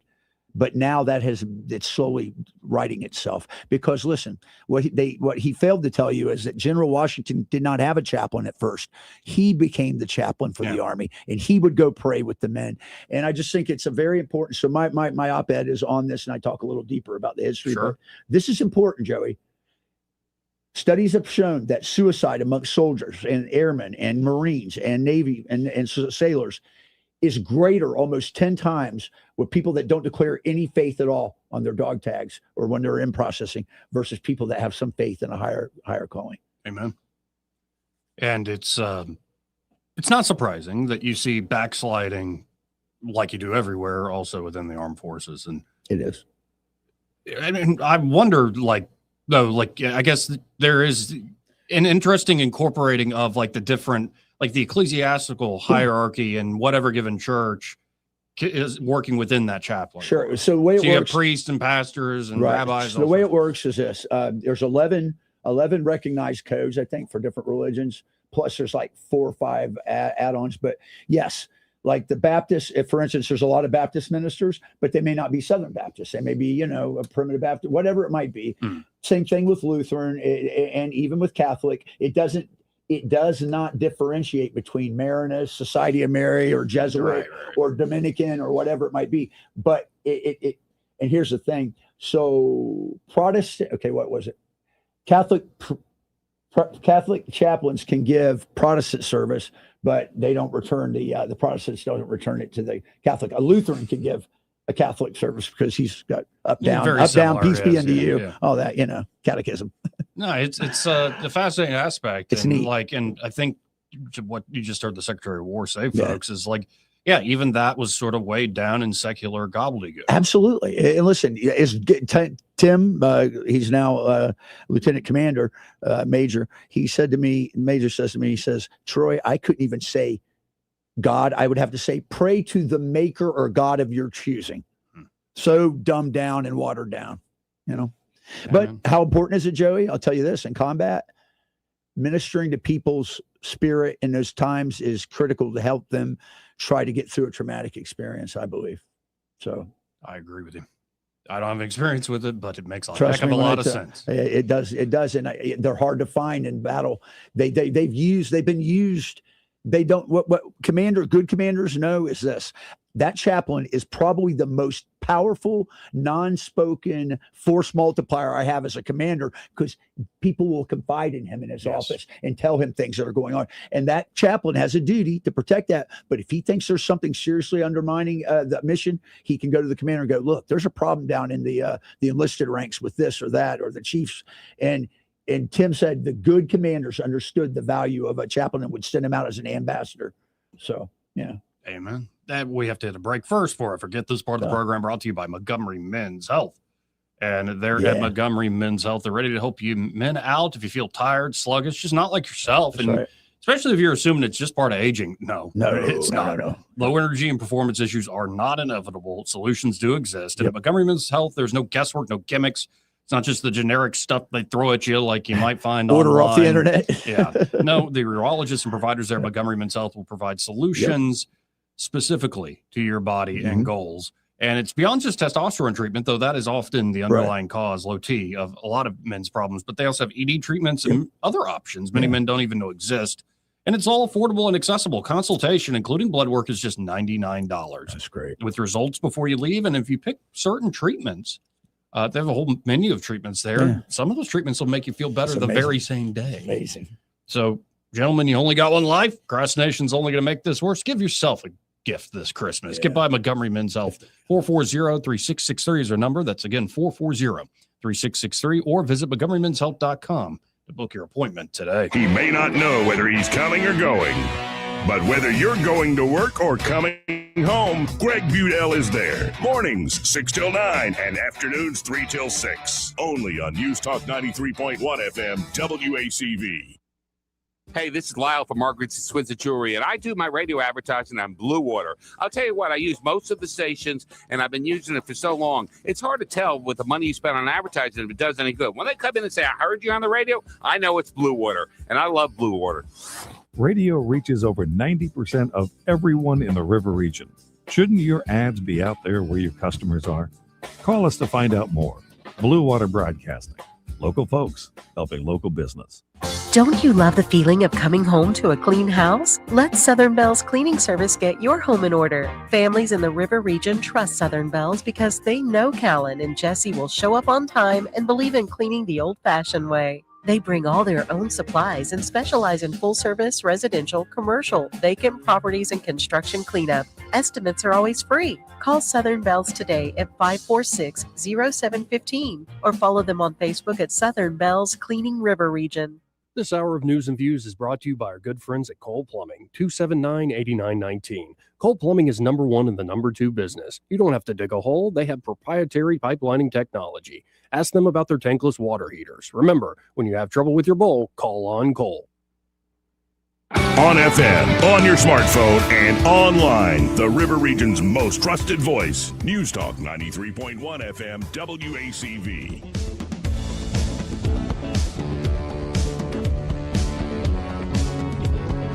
Welcome back. Let's go right to the phones and talk to Ray Bowles from Prattville Carpet. Hey, Ray, how you doing? I'm trying to read Terry's writing. I really wish I could send you a shot of this sticky note. Yeah. I know he's from England and he speaks proper English, but his writing is atrocious. Seems to be that his chicken stuck. Well, I write sloppy because I can't spell. If I could spell, I would write neat. I don't. I always got in trouble for my sloppy writing, but they never got on to me about my spelling, so it worked. That's great. Yeah, if you can't spell, you write sloppy. Why do you think doctors write so sloppy? Yeah, it's like a riddle. Is that a U or a M or an N or what is that? Yeah, we've got this new computer program we're trying to learn, and my head's hurting, and I'm tired, and I just want today to end, but it won't. It's only 3 o'clock. I'm great when it comes to, let me come out and measure your house and sell you some floors and pick out colors. Do not give me a computer program I got to learn. I don't know how people sit in front of a computer screen all day. Your eyeballs are hurting. All this new technology. Well, whatever happened to just doing it with our backs, I know. I mean, we used to have a pen and paper, and we would just keep up with it on a notepad. But yeah, it'll be worth it when I figure this mess out. But hey, Christmas is upon us, and Operation Ring Doorbell is going down as we speak like a charm. Nice. She doesn't have a clue. I can't wait to get a phone call tomorrow and find out how this all went down. And if you want to do that, especially for the new year, folks, surprise the wife with a brand new floor. Or a birthday. Our birthday, or just, goodness, I tell you, another great time to do it is when you're on vacation. Go ahead now, have us come out, measure it, talk to her about it. Hey, this is something we're going to do in the future, Let her pick it all out. And have it sitting over there on the side for when you need to get out of the doghouse, and then call me, 285-8117, and we'll come running. Again, that's 285-8117, and be sure to tell them you heard Ray Bowles on the radio with that Joey Clark fella. Y'all have a great weekend. You too, Ray. So did we learn anything today, Troy? I've had, you know what? It's been a while since I was on. We forgot to talk about our Turtle Island friends. Oh, the Turtle friends. The Liberation. Over the break between my Monday and Friday gig with you, I noticed that one of them was transgendering. But it was very confusing. I was like, this is a hodgepodge. Have you heard of One Piece? It's like the most famous Jap animation thing going on right now. Yeah, it's about pirates but I've seen the live action version. Okay, there you go. It sounds like a One Piece gone off the rails or something. Oh, really? Okay. No, just kind of like they started out with this noble, we're going to save this, and now they're just kind of like freaking. The power of the afro. Yeah. Yes, that's a thing in One Piece. Isn't that strange? Yeah, the power of the afro. Right.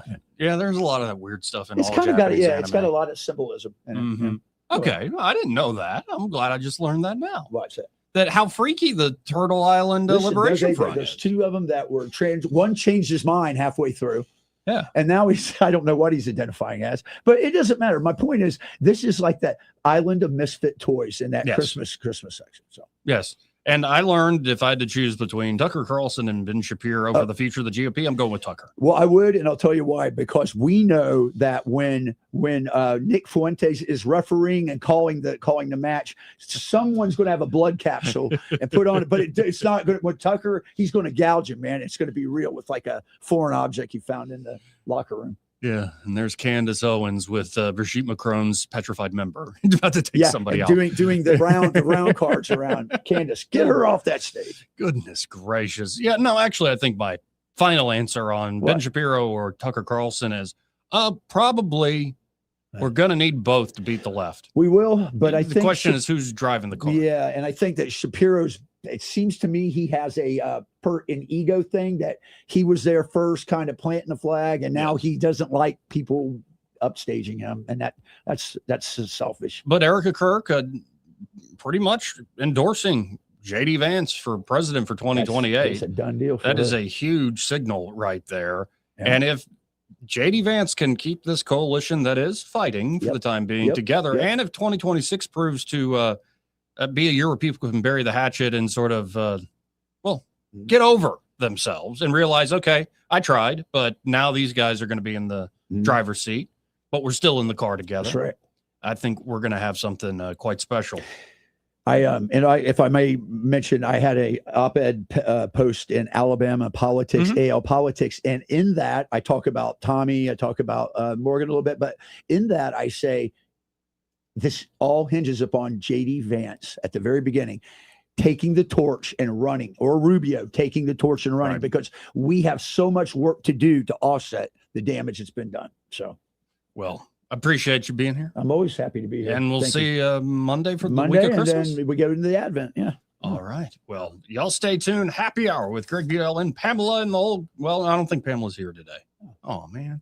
Well, Greg and he's next. Broadcasting from the Riverside Chevrolet Master Control Center, this is WACV Cusana, News Talk 93.1 FM.